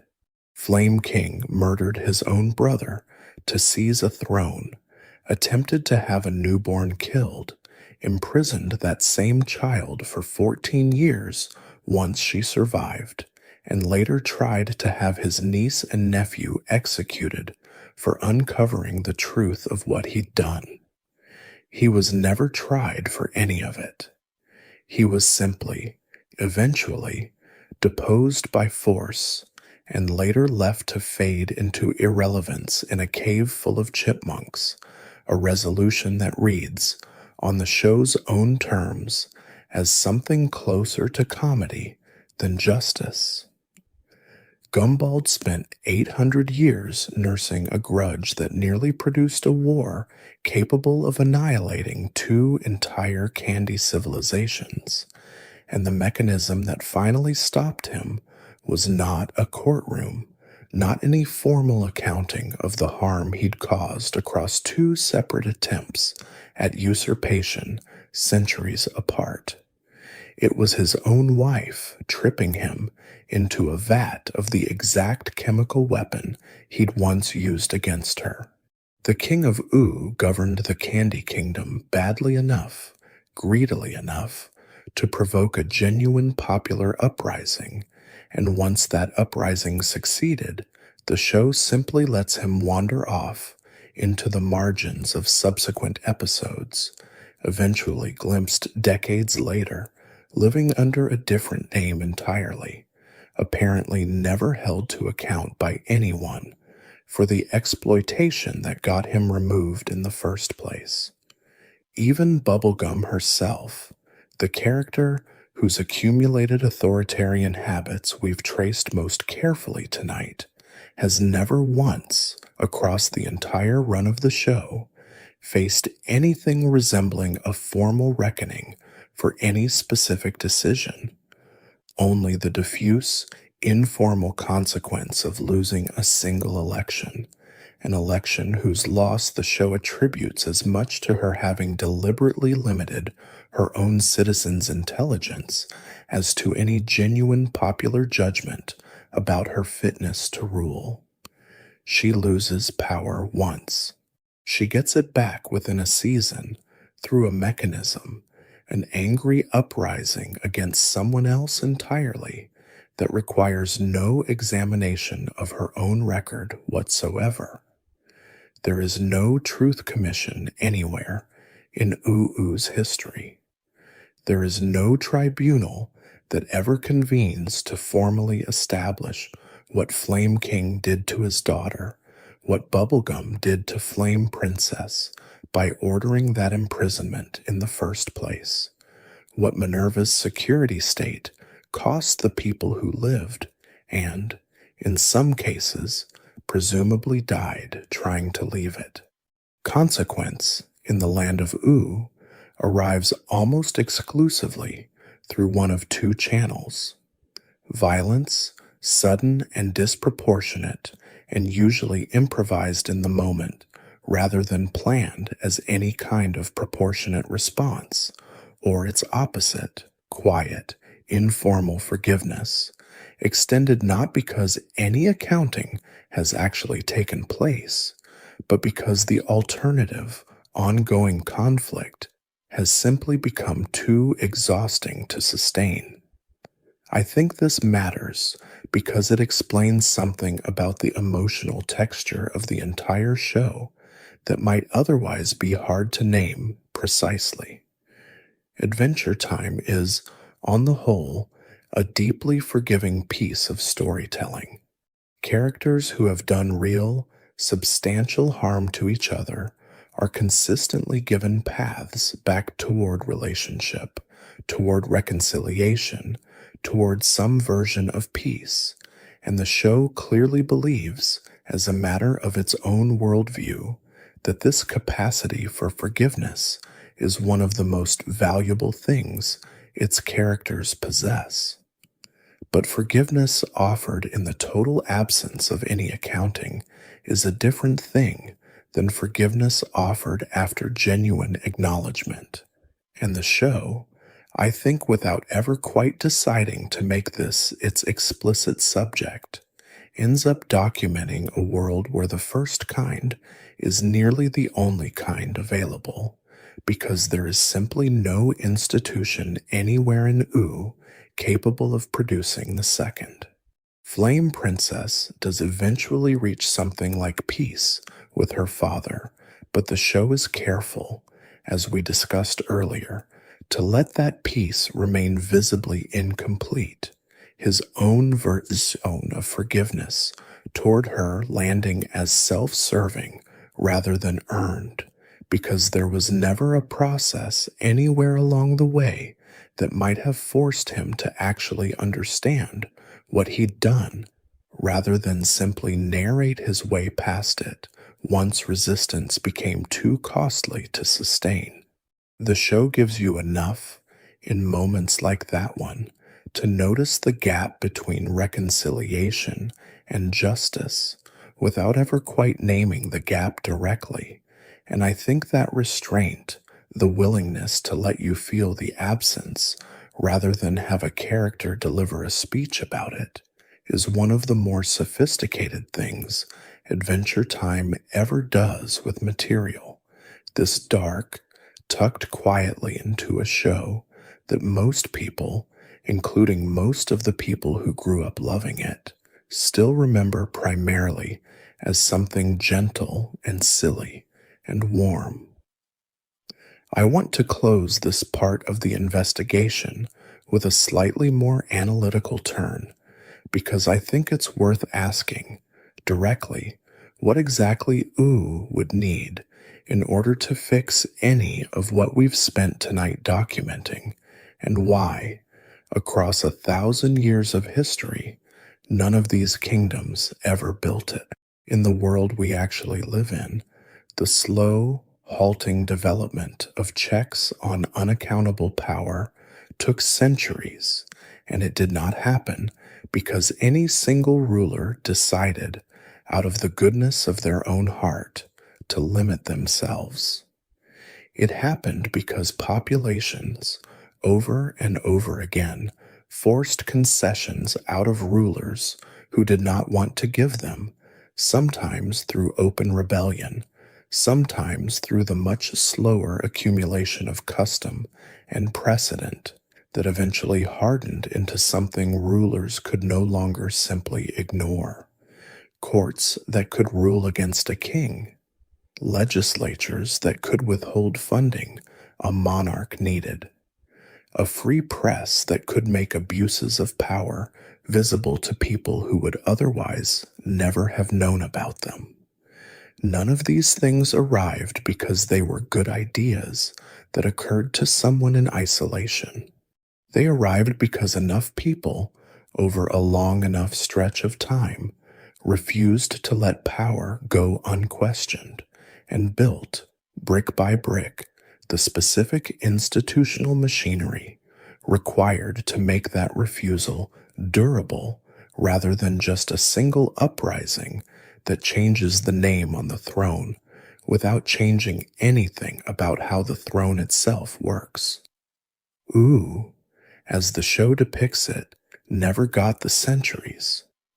That's the piece I think is easy to lose sight of amid everything else we've discussed tonight. The land of OO, for all its magic and its cosmic entities, and its 1,000 years of accumulated history since the Mushroom War, has actually had astonishingly little time, relative to how long these processes take in our own history, to develop anything like durable, institutional accountability. 1,000 years sounds enormous until you remember how long it actually took our own world to develop even the imperfect, frequently violated, constantly contested versions of these institutions we currently have, and how much of that development required conditions, written language surviving in enough hands to matter. Some baseline of physical safety and continuity that let ideas accumulate across generations rather than getting wiped out by the next catastrophe, that a post-apocalyptic candy landscape overrun by leeches and demons and shape-shifting cosmic entities has never remotely enjoyed. Bubblegum has had centuries to build laboratories and biological formulas and robotic guardians. She has not had the specific, different kind of time, the kind measured not in scientific advancement, but in slow, contested political struggle that produces courts and legislatures and free presses, because building those things does not simply require a smart person with enough time on her hands. It requires an entire population willing and able to demand them repeatedly across generations. And Oo's various populations, the candy people chief among them, are, again by the show's own uncomfortable admission, populations whose capacity for exactly that kind of sustained collective demand was deliberately limited by the same ruler who might otherwise have had to answer to it. This is, I think, the darkest implication sitting underneath everything we've walked through tonight, darker even than any individual act of cruelty we've cataloged, because it suggests something closer to a closed loop than a simple failure. A ruler who keeps her population too unintelligent, too gullible, too easily distracted to mount sustained political pressure is not merely being unaccountable in the moment. She is foreclosing the conditions under which accountability could ever develop in the future, the slow generational process by which populations normally learn to organize, to articulate grievances clearly, to build the institutional memory required to hold power to account beyond a single spontaneous uprising against a single, particularly greedy usurper. The Candy Kingdom's population did rise up against the King of Oo, and that uprising worked once for that specific crisis. But an uprising is not an institution. It does not persist. It does not generalize into a habit of holding whoever's on the throne accountable on an ongoing basis. And the show, tellingly, never shows us the candy people organizing anything like that in the aftermath of their own successful rebellion. No council formed, no charter demanded, no lasting check installed against the possibility of the next ruler, Bubblegum, or anyone else, drifting back toward the same unaccountable habits that got them into trouble in the first place. I don't think Adventure Time offers you a solution to any of this, and I've been careful throughout tonight not to pretend it does. What it offers instead, consistently, is the much smaller, more human-scaled correctives we discussed earlier. Individual relationships, individual acts of naming harm plainly, individual moments where someone finally says the true thing to the person who needed to hear it. Those correctives are real.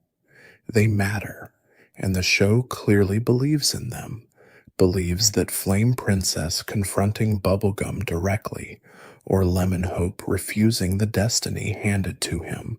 or Finn finally telling his own mother that her protection had become a cage, actually changes something in the specific relationships where they happen.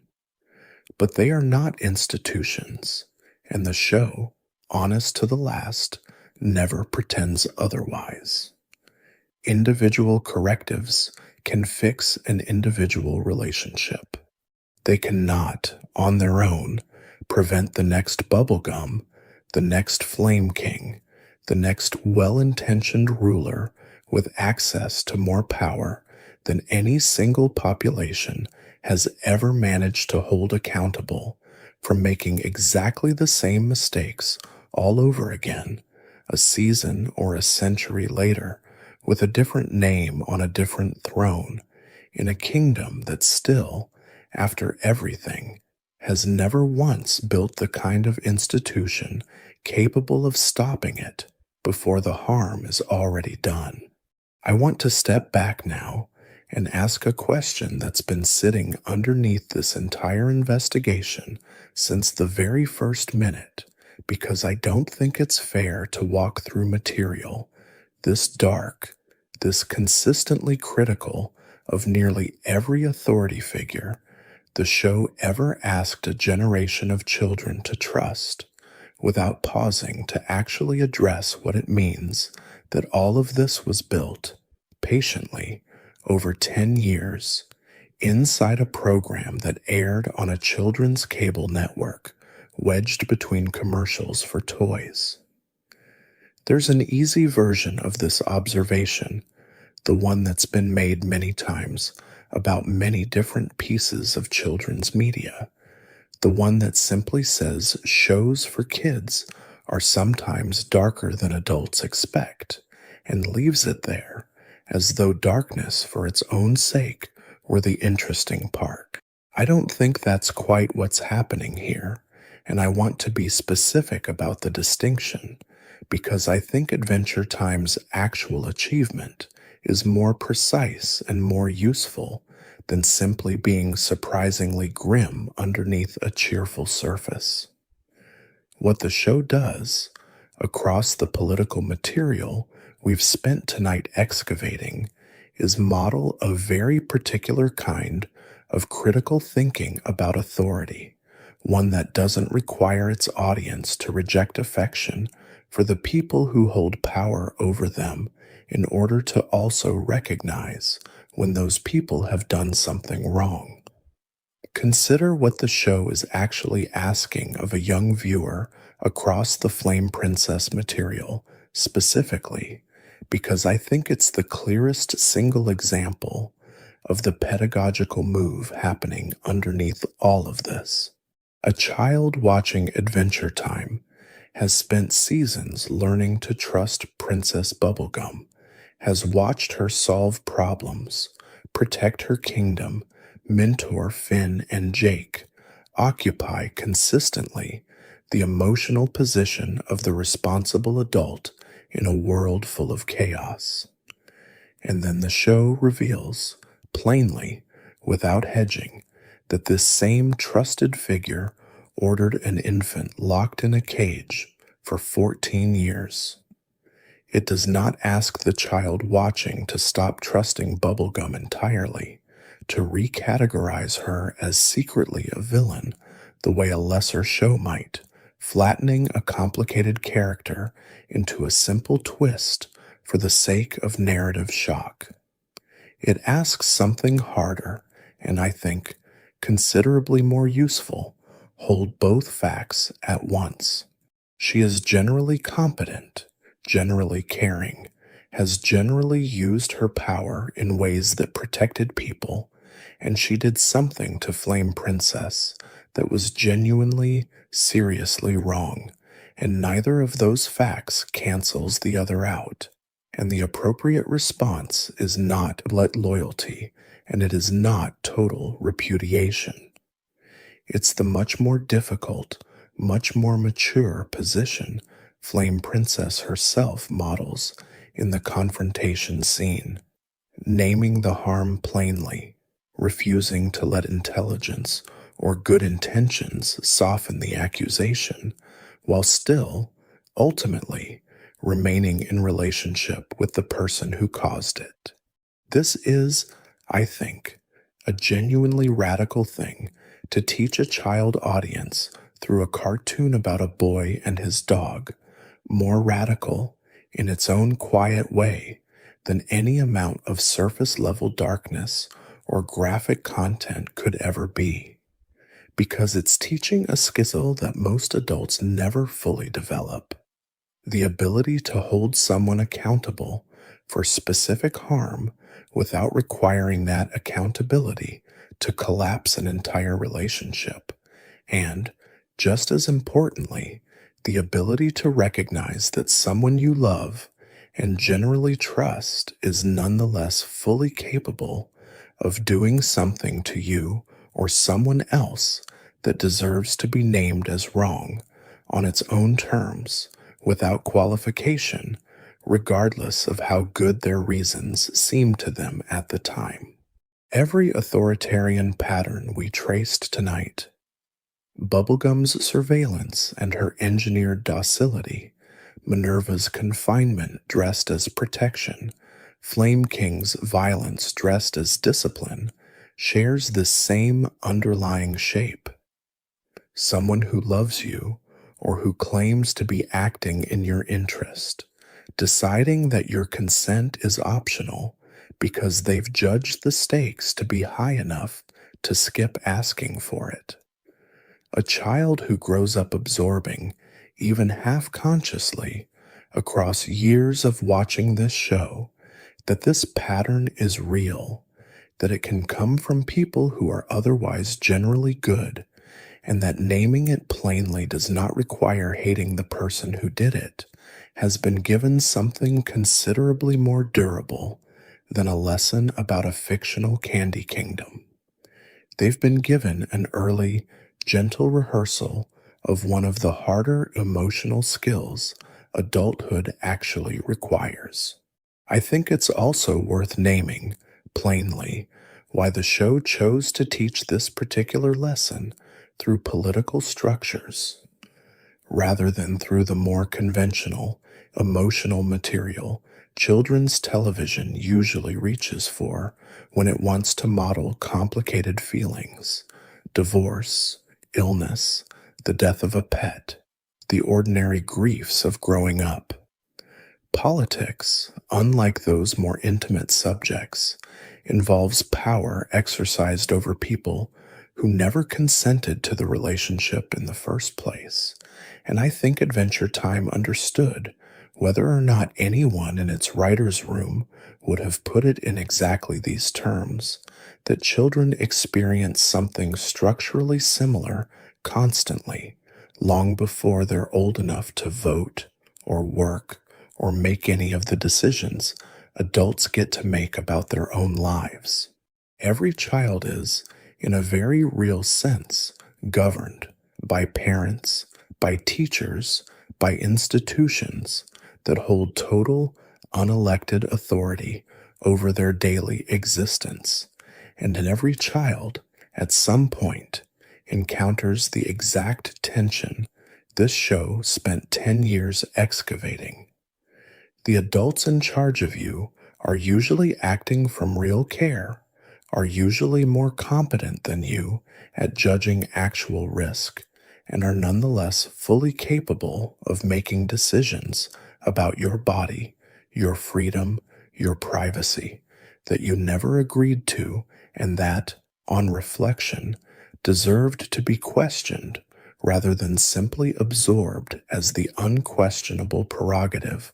of anyone who loves you enough to claim they know best. Adventure Time never says any of this directly. It says it entirely through candy kingdoms and fire elementals and a robot police force built and then destroyed by its own inventor.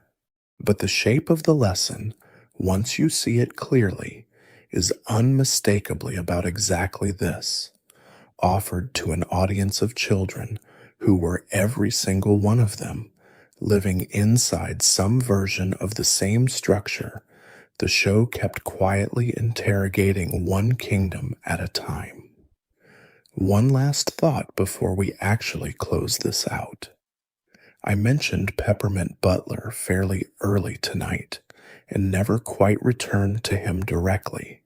and I want to, briefly, because I think his silence throughout this entire investigation is its own kind of answer. Of everyone we've discussed, he is the only figure whose full capabilities the show never really lets you see resolved, whose ultimate loyalties, whose ultimate ceiling remain genuinely open even after 10 seasons and several additional specials. Every other power structure in OU eventually gets tested, exposed, deposed, reformed, or replaced. Bubblegum loses an election. Flame King loses a kingdom. The Gumball Guards get destroyed and partially rebuilt. Peppermint Butler simply continues, quietly, standing near whoever is currently in charge, useful, competent, apparently loyal, never once required by circumstance to reveal the actual size of what he's capable of. That, more than any specific fact we uncovered about him, might be the most unsettling thing this entire investigation turned up. The one figure in the land of Oo who has never had to answer for anything is also the one figure nobody, including this video, can actually tell you the true shape of. Some doors in this world, even after this many hours spent trying to open every other one, are simply never going to swing open all the way. Maybe that's for the best, maybe it isn't. Either way, he's still there, right now, standing quietly beside whichever throne needs him next. Put all of it side by side now, every kingdom, every throne, every quiet vacancy waiting to be filled by whoever moves fastest once the crown comes loose, and I don't think what you're looking at is a show that secretly hated the world it built. I think you're looking at a show that loved that world enough to be honest about it, the same way you'd be honest with someone you actually cared about rather than simply flattering. Oo is beautiful. Oo is also, underneath every kingdom's candy-colored walls, exactly as fragile and exactly as capable of quiet, sincere harm as any system built by people who never had the time, the safety, or the institutional memory to build something sturdier. That fragility isn't a flaw in the storytelling. It's the most honest thing the storytelling ever admits to, tucked patiently into a decade of episodes that most people still remember, first and only, as gentle. There's a version of this whole investigation that could have been told as pure gossip, kingdom scandals strung together for the simple pleasure of watching beloved characters turn out to have done something shocking. I've tried, across everything we've walked through tonight, to resist that version, because I don't think it's actually what any of this material earns. The point was never that Bubblegum is secretly a monster, or that Flame King's cruelty makes the Fire Kingdom's later warmth a lie, or that Minerva's love for her son was fake, because it came wrapped in control. The point, if there is one single point worth carrying out of a video this long, is smaller and harder to shake off than any individual scandal. Power, once granted, tends to keep whatever shape its holder's fears and convictions give it, regardless of how good those convictions were at the moment they were formed, and the only thing that has ever reliably kept that shape from calcifying into something harmful is somebody, eventually, close enough and brave enough to say so out loud to the person who needed to hear it without waiting for a court that was never going to convene. That's true in candy kingdoms built from a lonely child's biomass. It's true in whatever kingdom you happen to actually live in. Adventure Time spent a decade saying it quietly, one betrayed uncle and one imprisoned princess and one erased police force at a time, inside a show everyone agreed was simple enough for children, and it never once needed to raise its voice to make the point land. I don't think it needed to. The point was always going to be there, waiting patiently underneath the candy, for anyone willing to stay up late enough and look closely enough to find it. Let's go back one more time to where we started tonight. Every kingdom in the land of Oo has a throne, and every throne has something underneath it that the person sitting on it would rather you didn't look at too closely. We've spent a long time now looking anyway, and I want to be honest with you about what I think we found, because I don't think it's quite as simple as a list of villains finally exposed, and I don't think that's actually what the show wants you to walk away with either. What we found, kingdom by kingdom, was not a gallery of monsters wearing crowns. It was something quieter and, in its own way, harder to sit with. Ordinary people, gifted with extraordinary power in a world that never rebuilt the institutions capable of checking it,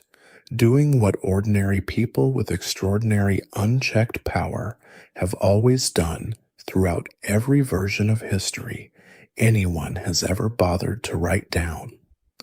They protected the people they loved. They also, in the same gesture, in the same decision, in the same sincere belief that they knew what was best, took things from other people that were never theirs to take. Consent, freedom of movement, the right to grow up outside a lantern,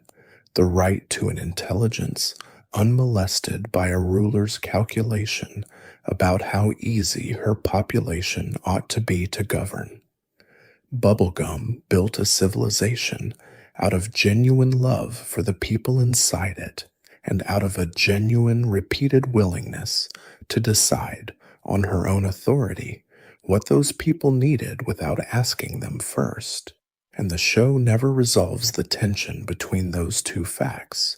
because I don't think the tension is actually resolvable. It's simply what power looks like, almost everywhere, once you look closely enough at how it was actually acquired and actually maintained in a candy kingdom or anywhere else.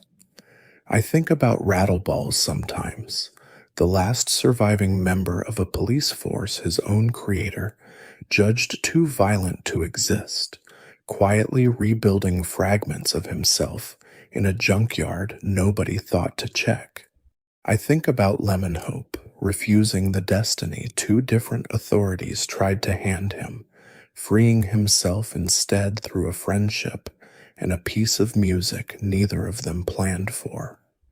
I think about Lolly, finally ending 800 years of a war she never wanted, not through any grand reconciliation, but through the same small, decisive, physical act of resistance she'd once used to survive her own transformation into someone else's forgotten wife. I think about Susan Strong, once a seeker, trained to hunt down anyone who wanted a different life than the one she'd been given, eventually becoming someone who chose, deliberately, to stop.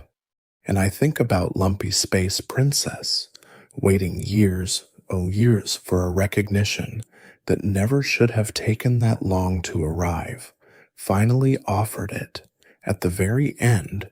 not because she fought for it, or schemed for it, or outlived everyone who might have denied it to her, but simply because the people with the standing to grant it finally, freely, decided she deserved it. None of these are grand political solutions. The show never gives you one, and I don't think it believes one exists, at least not inside the specific, broken, fascinating world it built. What it gives you instead, again and again, tucked into stories that are ostensibly about something else entirely, is a series of small, human-scaled correctives to power that has gone unchecked for too long. A friendship strong enough to survive a harp destroying a tyrant. A wife tired enough of her husband's ambition to finally choose peace over loyalty to a fight that was never really hers. A son old enough, finally, to tell his own mother that her love for him does not entitle her to decide unilaterally what his freedom should look like.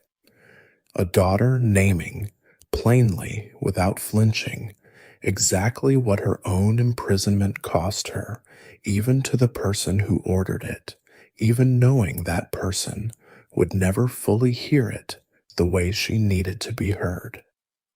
I don't think Adventure Time is a cynical show, even after everything we've walked through tonight, and I want to be careful to leave you with that clearly,